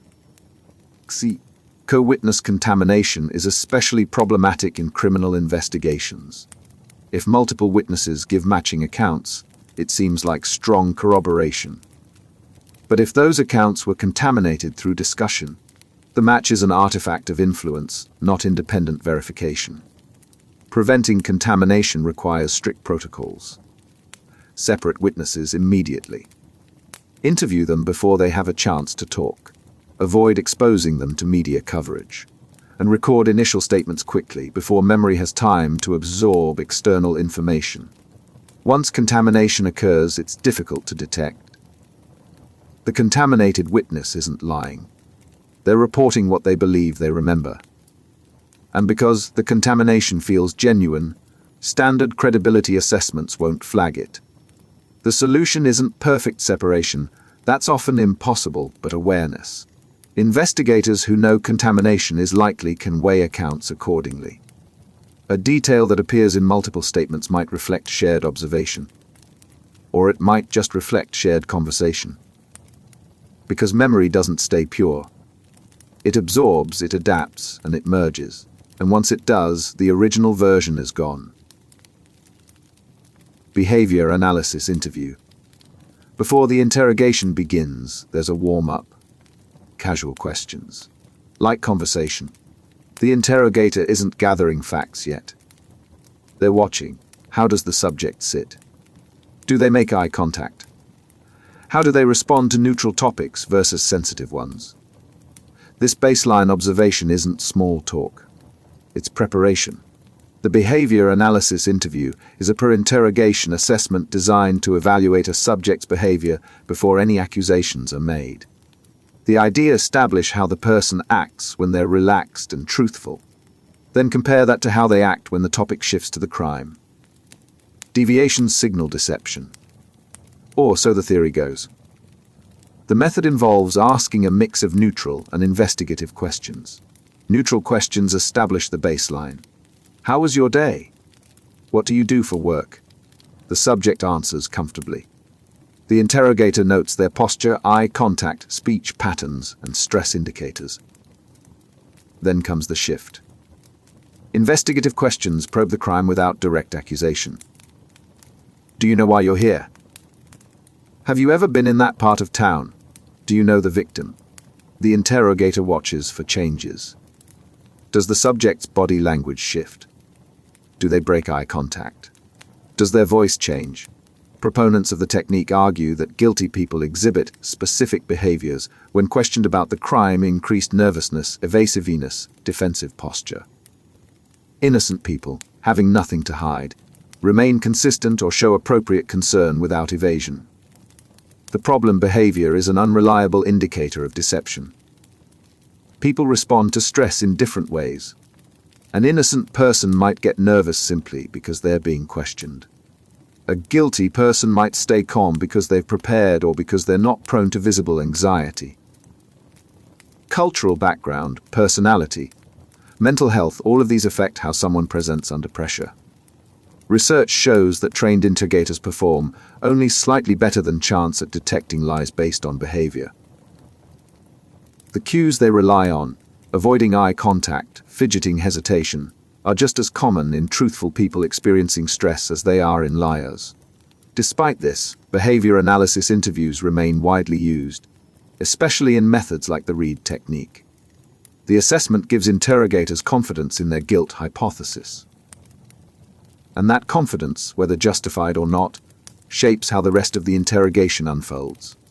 The risk: if the interrogator misreads behavior and decides the subject is guilty, the interrogation becomes accusatory. The subject, now treated as a suspect, faces pressure to confess to something they didn't do. Because behavior doesn't reveal truth. It reveals stress. And stress isn't proof of anything except that the stakes feel high. Reid Technique.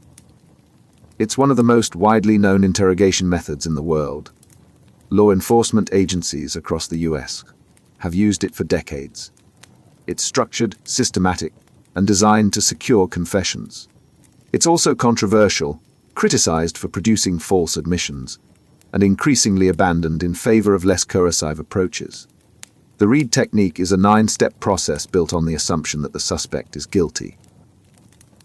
It starts with a behavior analysis interview to assess deception, though the reliability of that assessment is questionable.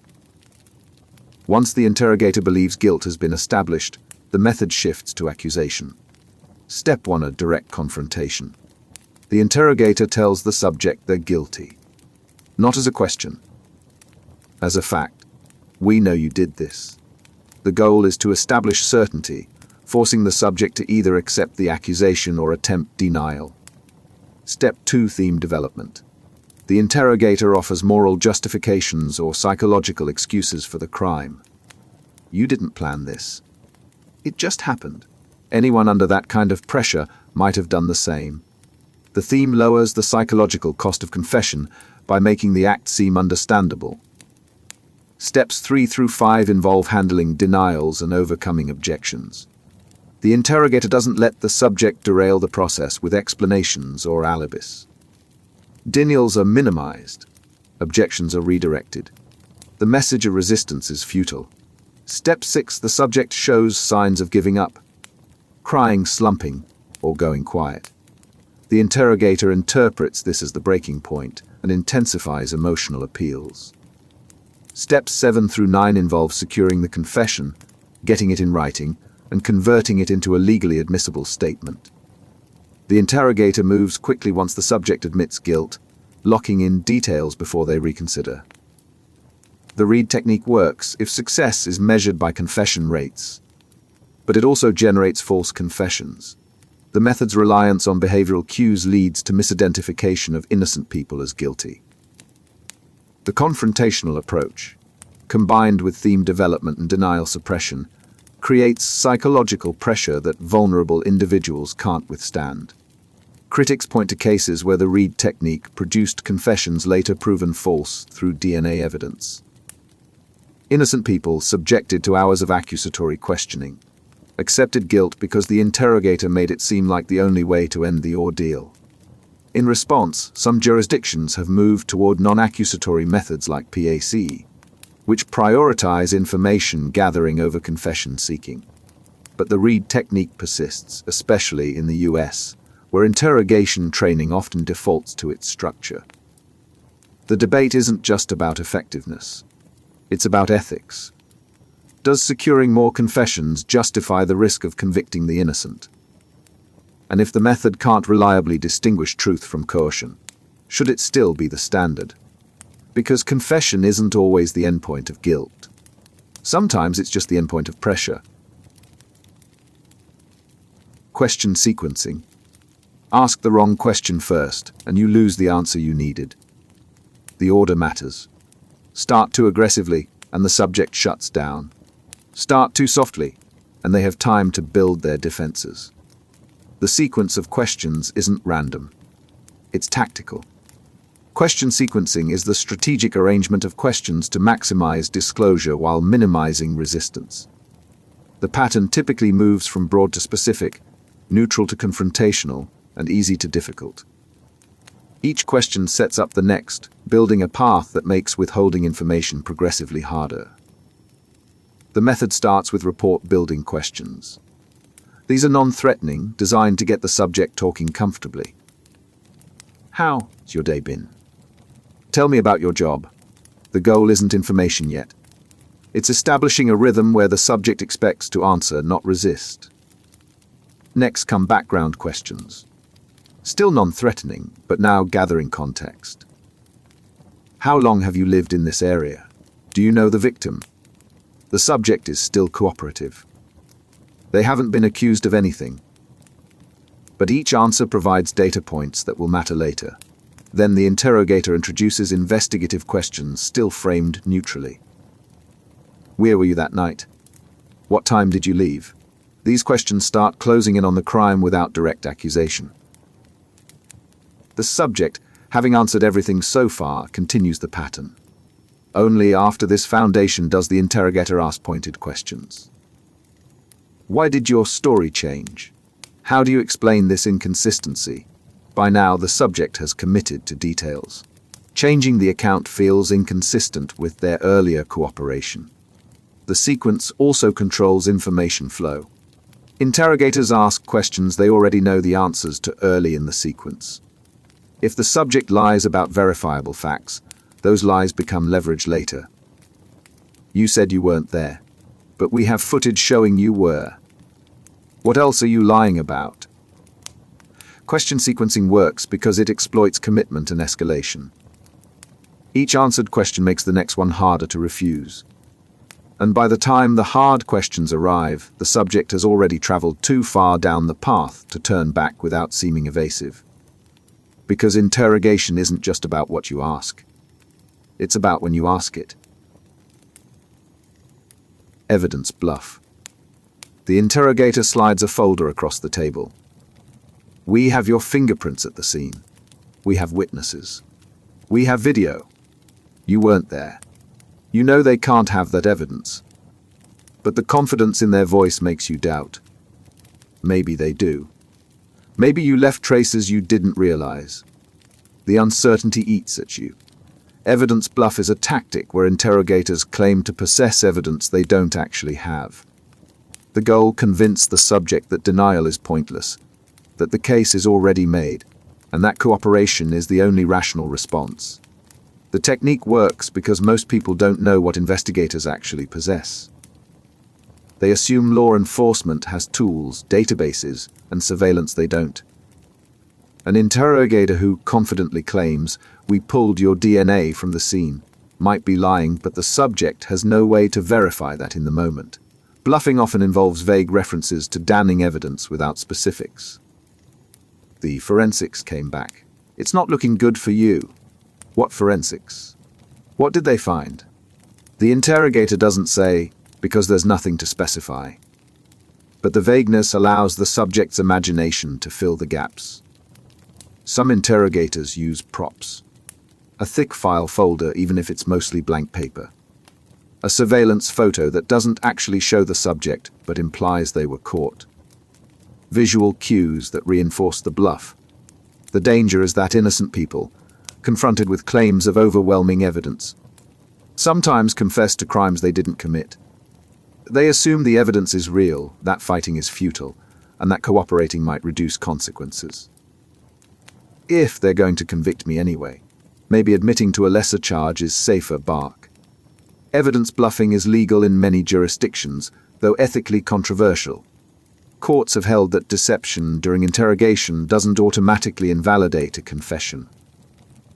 but the line between strategic bluffing and coercion is thin, especially when the subject is vulnerable, young, intellectually impaired, or exhausted. Protections exist in some places. Recording interrogations makes bluffs reviewable.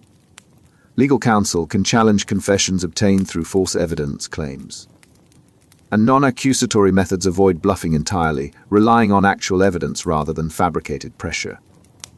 Because when you can't tell what's real, pressure feels like proof. And proof, even when it's fake, can break resistance that truth alone wouldn't.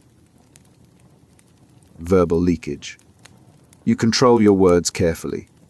Every answer is measured. But language betrays you in small ways. A pronoun that doesn't fit. A verb tense that shifts. A detail you shouldn't know. These slips, called verbal leakage, are where truth escapes despite your best efforts to contain it. Verbal leakage refers to unintentional linguistic cues that reveal information the speaker is trying to hide. It's not what they say directly. It's what slips through in phrasing, word choice, or grammatical structure. One common form is distancing language. Liars often avoid ownership of their actions. Instead of, "I didn't take the money," they say, "The money wasn't taken by me," or "That didn't happen." The passive construction, the pronoun avoidance, these create psychological distance from the act they're denying. Another marker is verb tense inconsistency. Someone describing a real event uses past tense consistently.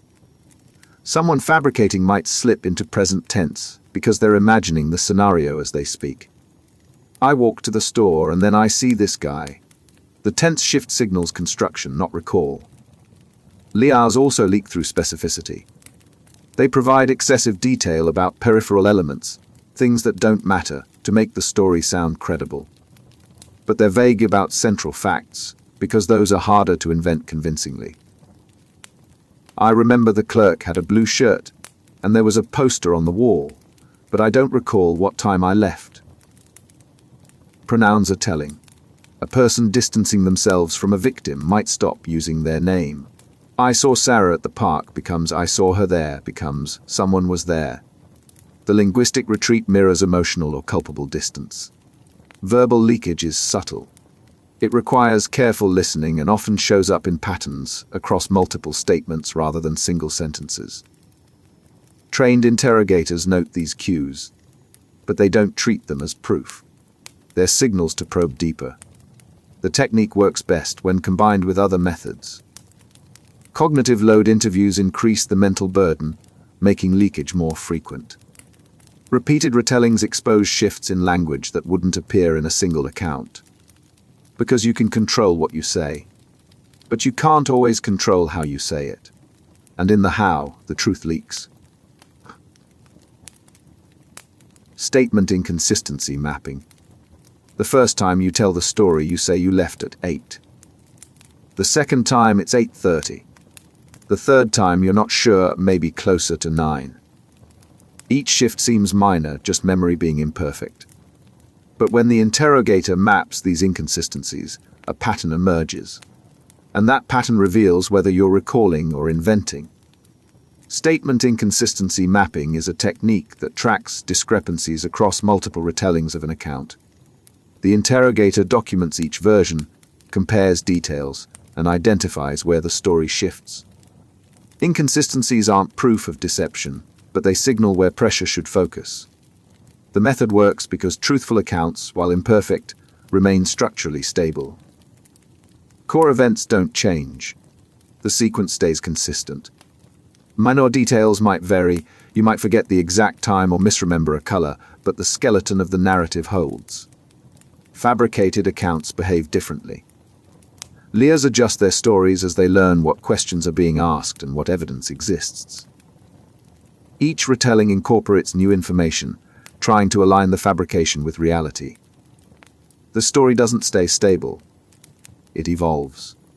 Mapping inconsistencies requires precise documentation. The interrogator records each telling, notes the details, and compares them systematically. Where does the timeline shift?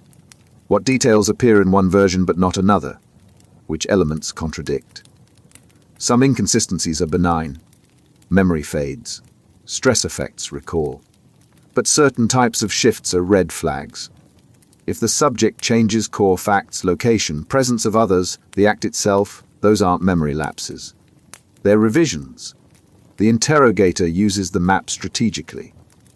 In your first statement, you said you were alone. In your second, you mentioned a friend. In your third, the friend wasn't there again. Walk me through that. The pattern becomes harder to explain away. Statement inconsistency mapping is particularly effective when combined with evidence sequencing. The interrogator introduces contradictory evidence after securing an initial statement, then watches how the account shifts in response. Truthful people adjust to correct honest mistakes. Liars adjust to avoid getting caught. The technique isn't infallible. Memory genuinely changes over time. Repeated questioning contaminates recall. But when mapped carefully, inconsistencies reveal the difference between a story remembered and a story managed. Because truth doesn't need revisions. It just needs to be told. Memory conformity. 3 people witness the same event. Later, they discuss what they saw. One person mentions a detail the others didn't notice. The car was blue, wasn't it? The second person, uncertain, agrees. The third, who didn't see the car at all, now remembers it as blue. By the time they give formal statements, all 3 report a blue car. But only one actually saw it.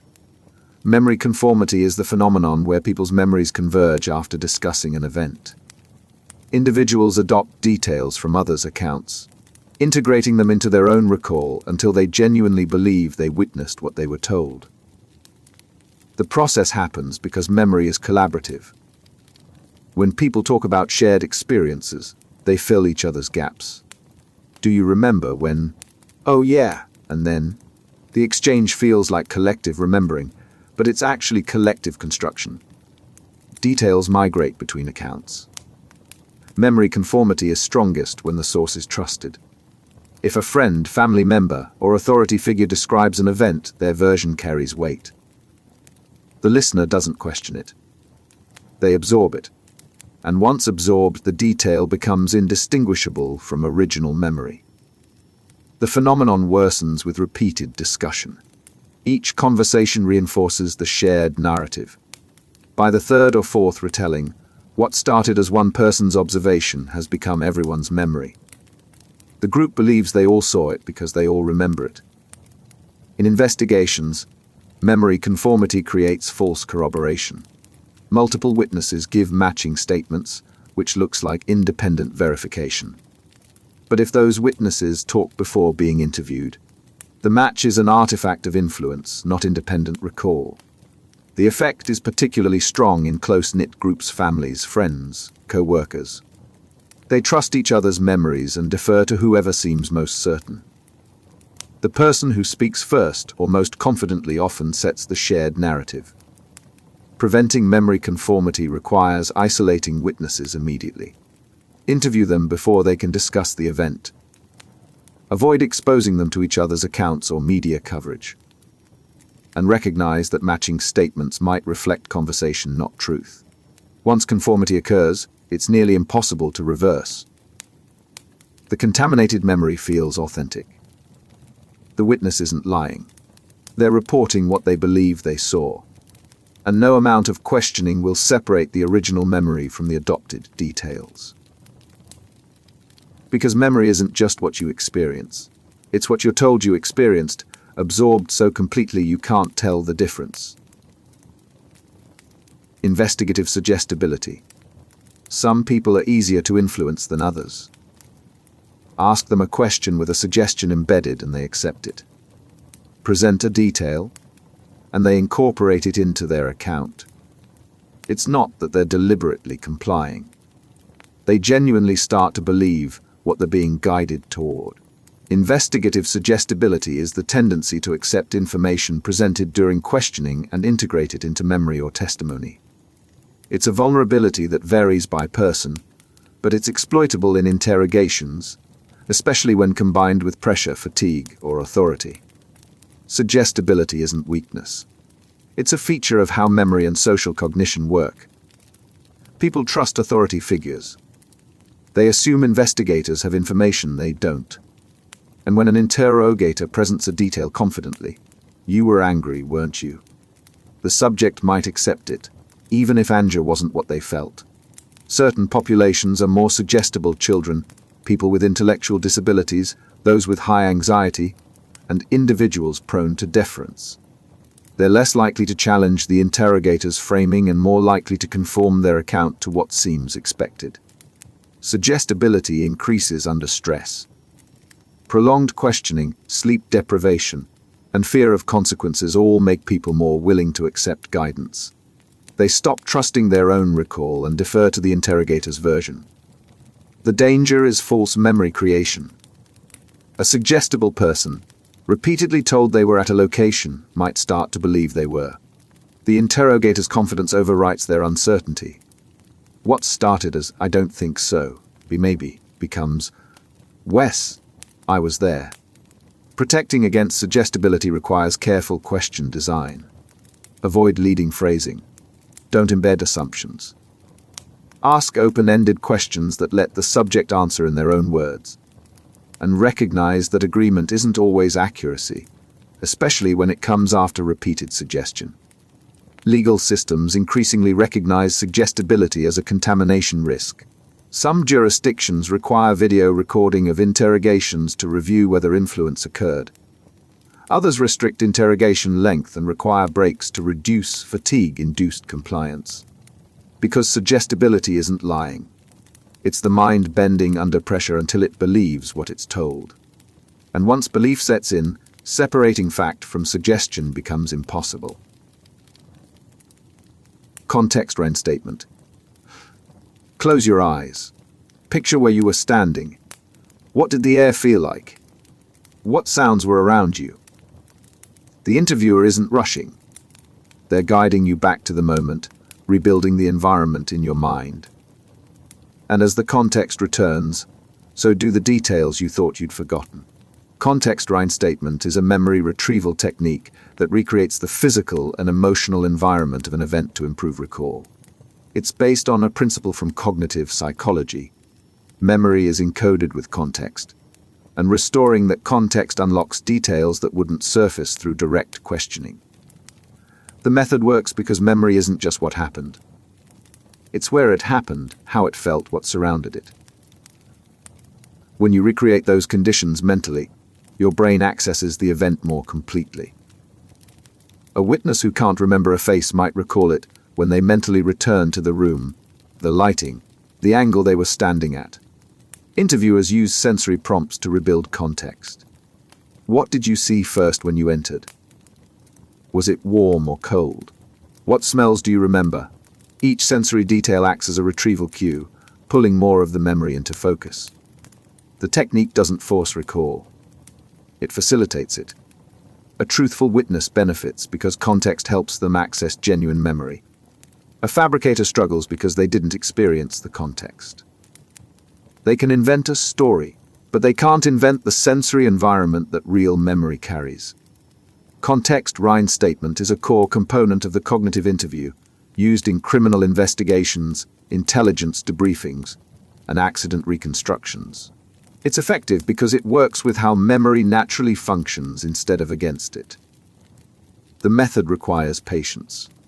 Rushing defeats the purpose.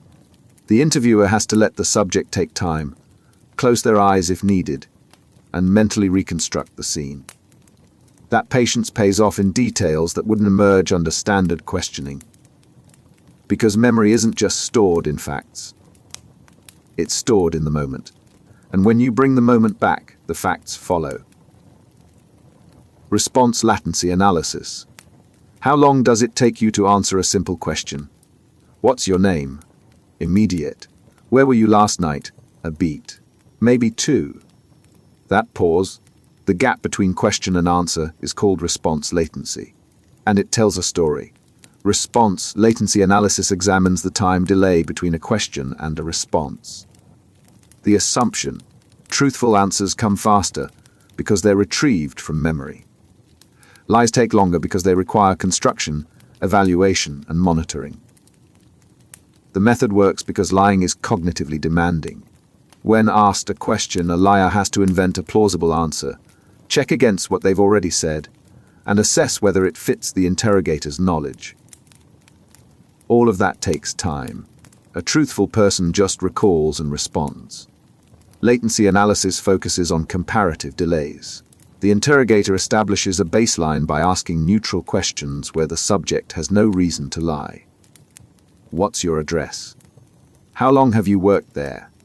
The response times for these questions become the reference point. Then come the critical questions. Where were you that night? Did you take the money? If response time spikes significantly compared to the baseline, it signals increased cognitive load. The subject is working harder to answer, and that effort suggests deception. The technique isn't foolproof. Some truthful people pause to think carefully, especially if the question is complex or the stakes are high. Some skilled liars have rehearsed their answers and deliver them smoothly. But in most cases, latency patterns reveal when someone is constructing rather than recalling. Response latency analysis is often used alongside other methods. Verbal content, body language, and physiological indicators combine with latency to build a credibility assessment. No single cue is definitive, but when multiple signals align, the picture becomes clearer. The analysis works best in controlled settings, where the interrogator can measure timing precisely and account for factors like question complexity and subject anxiety. Used carelessly, it leads to false conclusions. Used strategically, it highlights where deeper probing is needed. Because truth is fast. Lies take time. And time, measured carefully, reveals the difference. Discrepancy amplification. You said one thing yesterday. Today you're saying something else. The interrogator doesn't let it slide. They zoom in. Yesterday you told me you left at 8. Now you're saying 9. Which is it? The inconsistency, small at first, becomes a focus. Every question builds on it, making the gap between versions wider until it's impossible to ignore. Discrepancy amplification is a tactic that magnifies contradictions in a subject's account. Instead of moving past inconsistencies, the interrogator highlights them, probes them, and uses them to undermine the subject's credibility or force clarification. The technique works because people hate being caught in contradictions. It triggers discomfort, defensiveness, and sometimes panic. A truthful person, confronted with a discrepancy, will try to explain it. I must have misremembered the time. A liar, having invented details, struggles to reconcile versions they didn't keep track of. Amplification requires documentation. The interrogator records each version of the account and compares them systematically. When discrepancies appear, they're noted and raised strategically. In your first statement, you said you were alone. In your second, you mentioned your brother. Now he's not there again. Help me understand. The pressure mounts as the interrogator refuses to accept vague explanations. You keep changing your story. Why? The subject either provides a coherent explanation, which restores credibility, or continues shifting, which signals fabrication. Discrepancy amplification is particularly effective when combined with evidence. The interrogator presents a contradiction, then introduces evidence that supports one version over another. You said you weren't there, but your phone pinged a tower 2 blocks away. Explain that. The risk is overuse. Not all discrepancies mean deception. Memory genuinely shifts over time. Stress affects recall. If the interrogator treats every inconsistency as proof of lying, truthful people get trapped defending honest mistakes. Effective amplification distinguishes between core discrepancies, changes to fundamental facts, and peripheral ones, minor details that don't affect the overall account. Core shifts warrant pressure. Peripheral shifts might just be memory doing what memory does. Because inconsistency isn't always dishonesty. But when amplified carefully, it reveals whether someone is correcting an error or managing a lie. Truth default theory. Most of the time, you assume people are telling the truth. Your friend says they'll meet you at 6. You believe them. A colleague explains why they missed the deadline. You accept it. This isn't naivety. It's how social interaction functions. If you questioned every statement, relationships would collapse. So you default to trust. Truth default theory explains why people are bad at detecting lies. Humans are wired to assume others are truthful unless there's strong evidence to the contrary. This default makes social life possible, but it also makes deception effective. The theory matters in interrogations because it affects both interrogators and suspects. Interrogators, especially early in an interview, often operate under truth default. They assume the subject is cooperating unless behavior or evidence triggers suspicion. This delay in recognizing deception gives liars time to establish their narrative. Suspects exploit this. They know that unless the interrogator has concrete proof, their account will be provisionally accepted. So they present their story confidently, banking on the interrogator's default assumption of truth. And often, it works. Truth default theory also explains why false confessions happen. An innocent person assumes their honesty is obvious. They think, I didn't do it, so surely they'll see that. They cooperate fully, expecting the interrogator to recognize their truthfulness. But if the interrogator has shifted out of truth default into suspicion mode, that cooperation gets reinterpreted as evasion or nervousness. The theory suggests that deception detection improves when interrogators suspend the truth default deliberately. Not assuming everyone is lying, but not assuming everyone is truthful either. Instead, treating every account as provisional until verified. Effective interrogation balances this suspension. Too much trust and lies go undetected. Too much suspicion, and innocent people get pressured into false admissions. The goal is evidence-based assessment rather than default assumptions in either direction. Because truth default makes society work, but in an interrogation it can make deception invisible until it's too late to catch. Admission-seeking question. Some questions are designed to get information. Others are designed to get agreement. You were frustrated with him, weren't you? Things got out of hand, didn't they? These aren't neutral inquiries. They're invitations to admit something, framed to make the admission feel natural, even inevitable. Admission-seeking questions are phrased to encourage confession or acknowledgement without directly accusing. The interrogator presents the admission as understandable, minimizing its perceived severity to lower resistance. The technique often uses tag questions, statements followed by confirmatory prompts. You needed the money, didn't you? The structure assumes the fact and asks only for confirmation. The subject, if tired or suggestible, might agree without realizing they've just admitted motive. Another form is the hypothetical admission. If you had done this, what would your reason have been? The framing creates psychological distance, making it easier to engage with the scenario.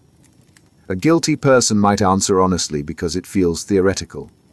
An innocent person might engage out of curiosity, not realizing the answer will be used as evidence. Admission-seeking questions also use softening language. You didn't plan this, it just happened, right?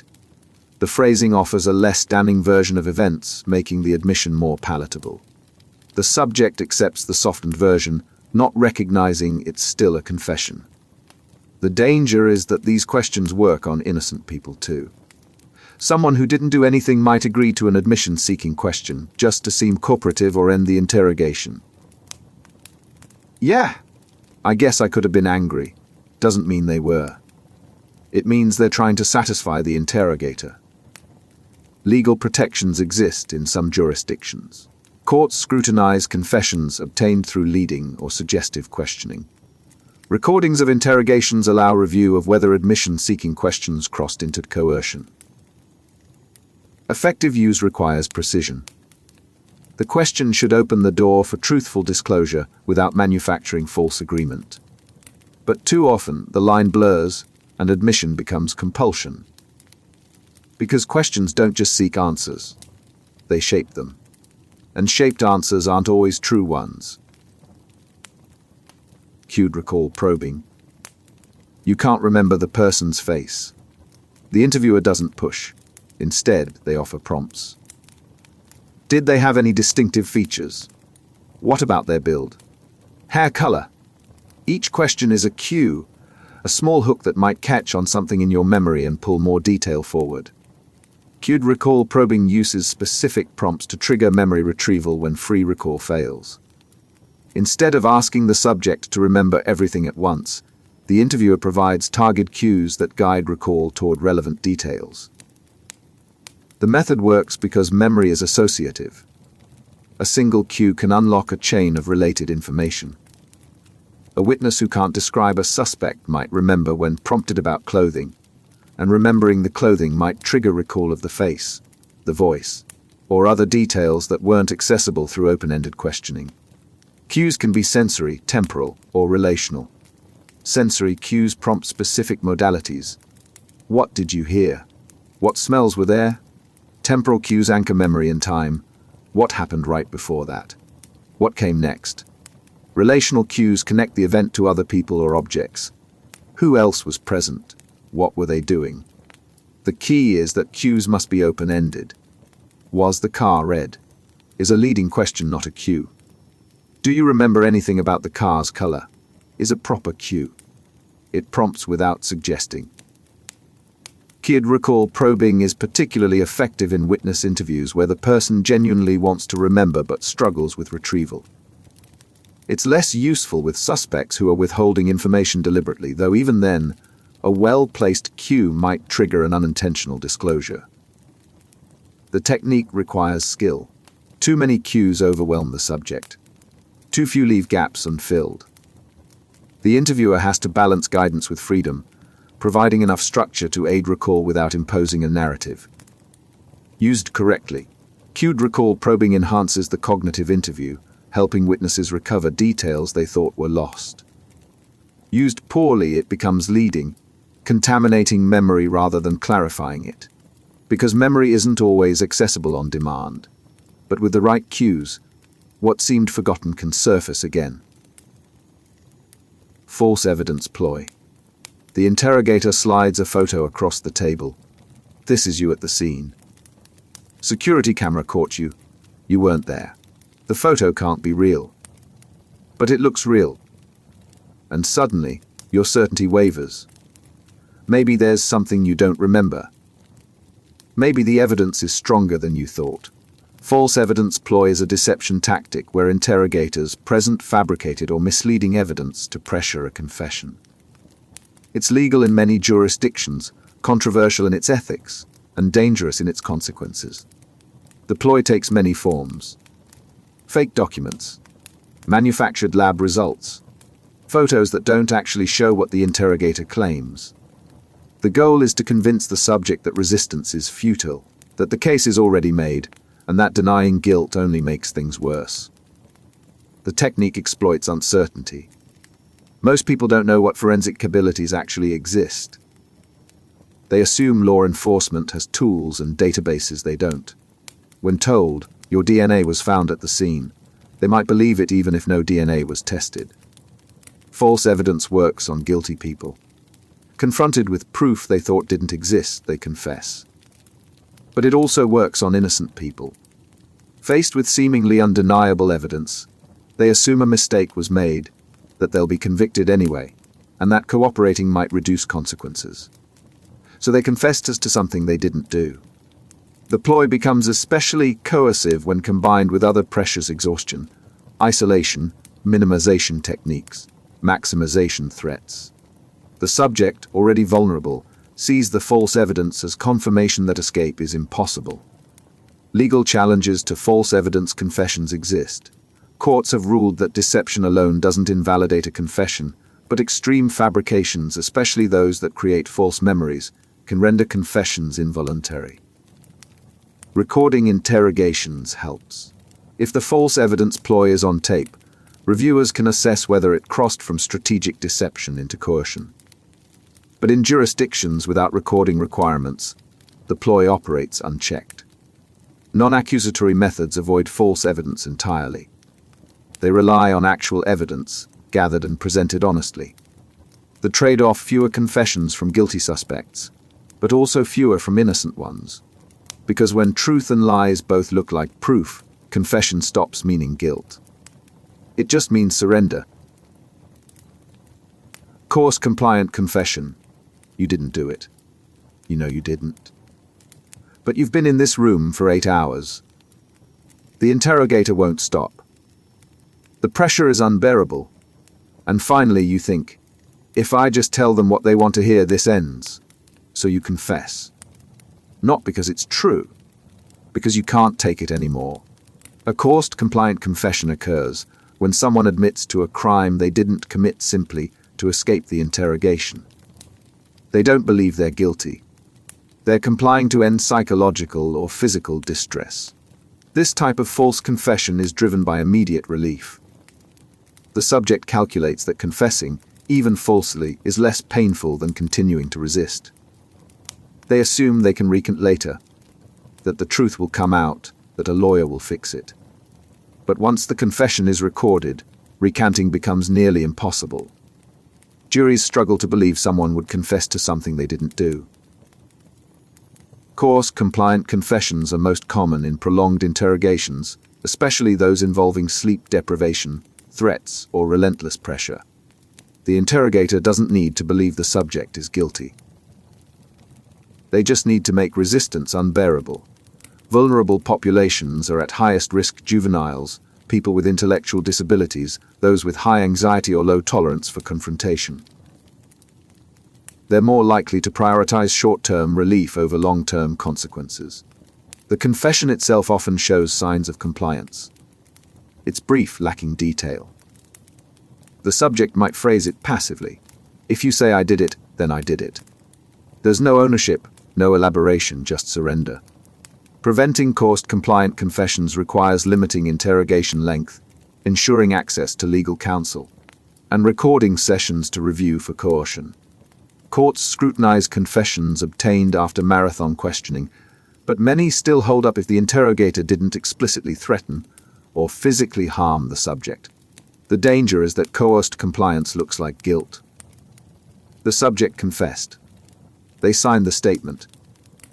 And by the time they recant, the damage is done.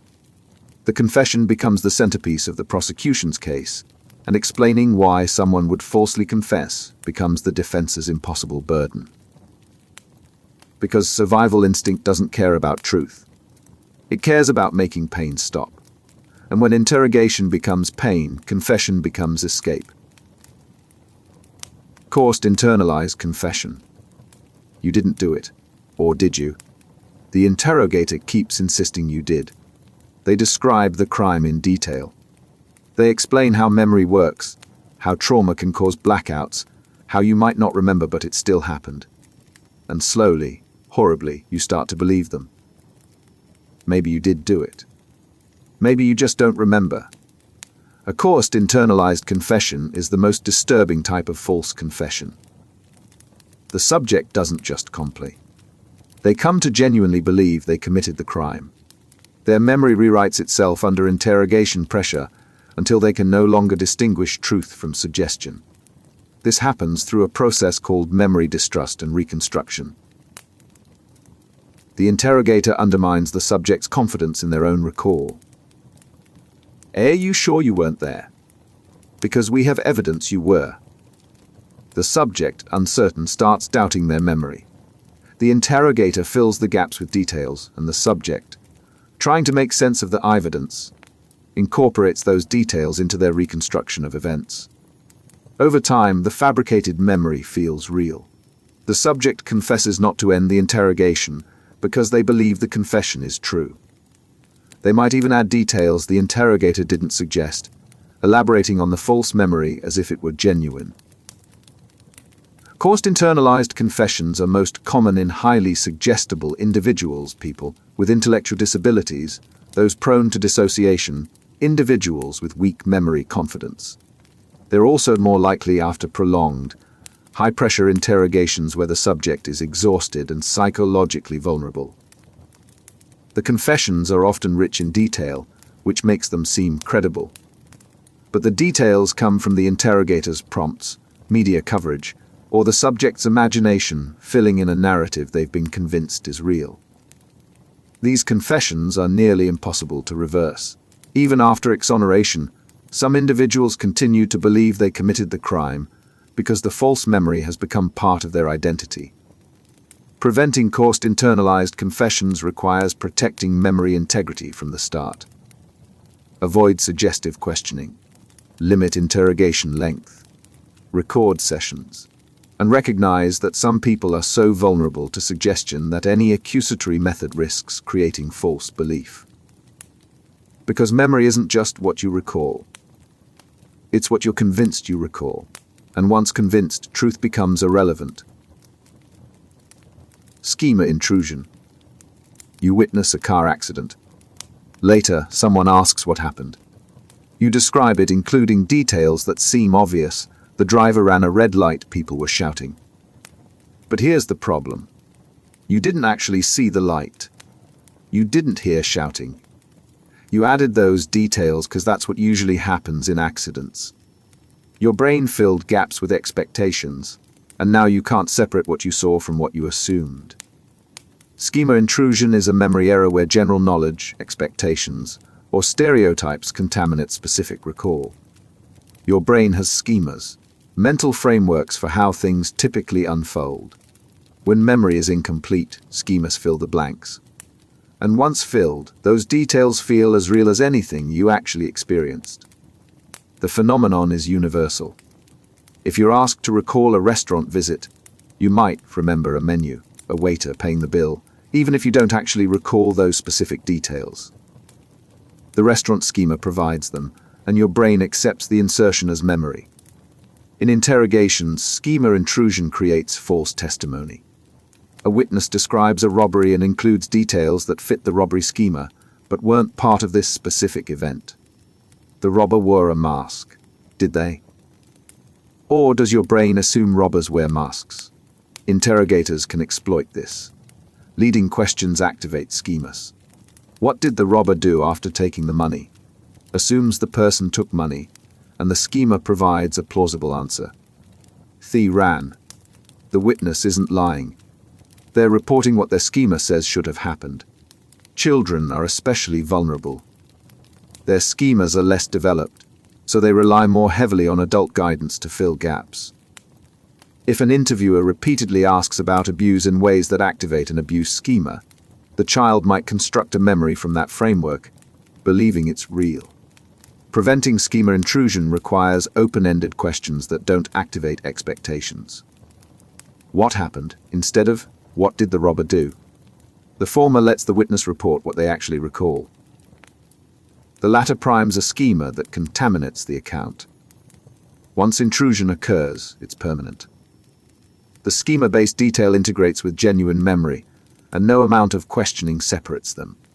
The witness believes they saw it because, in their reconstructed memory, they did. Because memory doesn't distinguish between what you experienced and what makes sense. And when sense fills the gaps, fiction becomes fact. Veracity assessment. Is the person telling the truth? It's the central question in every interrogation, every witness interview, every investigative conversation. And despite decades of research, there's no perfect answer. Veracity assessment, the process of determining truthfulness, remains more art than science. The challenge is that no single indicator reliably separates truth from lies. Body language, verbal cues, physiological responses, they all produce false positives and false negatives. Nervous, truthful people look like liars. Calm liars look truthful. The signals overlap, and individual variation makes patterns unreliable. Effective veracity assessment uses multiple methods in combination. Content analysis examines what is said, the level of detail, the logical structure, the presence of verifiable information. Behavioral analysis watches how it's said, response, latency, verbal leakage, changes from baseline. Investigative corroboration checks the account against evidence, timelines, and other testimonies. None of these methods work in isolation. Content rich in detail might indicate truth, or it might indicate a well-rehearsed lie. Behavioral nervousness might signal deception, or it might signal fear of being disbelieved. Corroboration might confirm an account, or it might reflect memory contamination among witnesses. The best assessments are probabilistic, not definitive. This account has features consistent with truthfulness, rather than, this person is definitely telling the truth. The goal is to identify where deeper investigation is needed, not to render final judgment based on interview performance alone. Training improves assessment accuracy, but only marginally. Studies show that even experienced interrogators perform only slightly better than chance at detecting deception based on behavior. The improvement comes not from reading cues better, but from asking better questions and structuring interviews to expose inconsistencies. Technological aids, polygraphs, voice stress analysis, brain imaging, all have significant limitations. They measure arousal and cognitive load, not truth. And arousal spikes for many reasons unrelated to deception.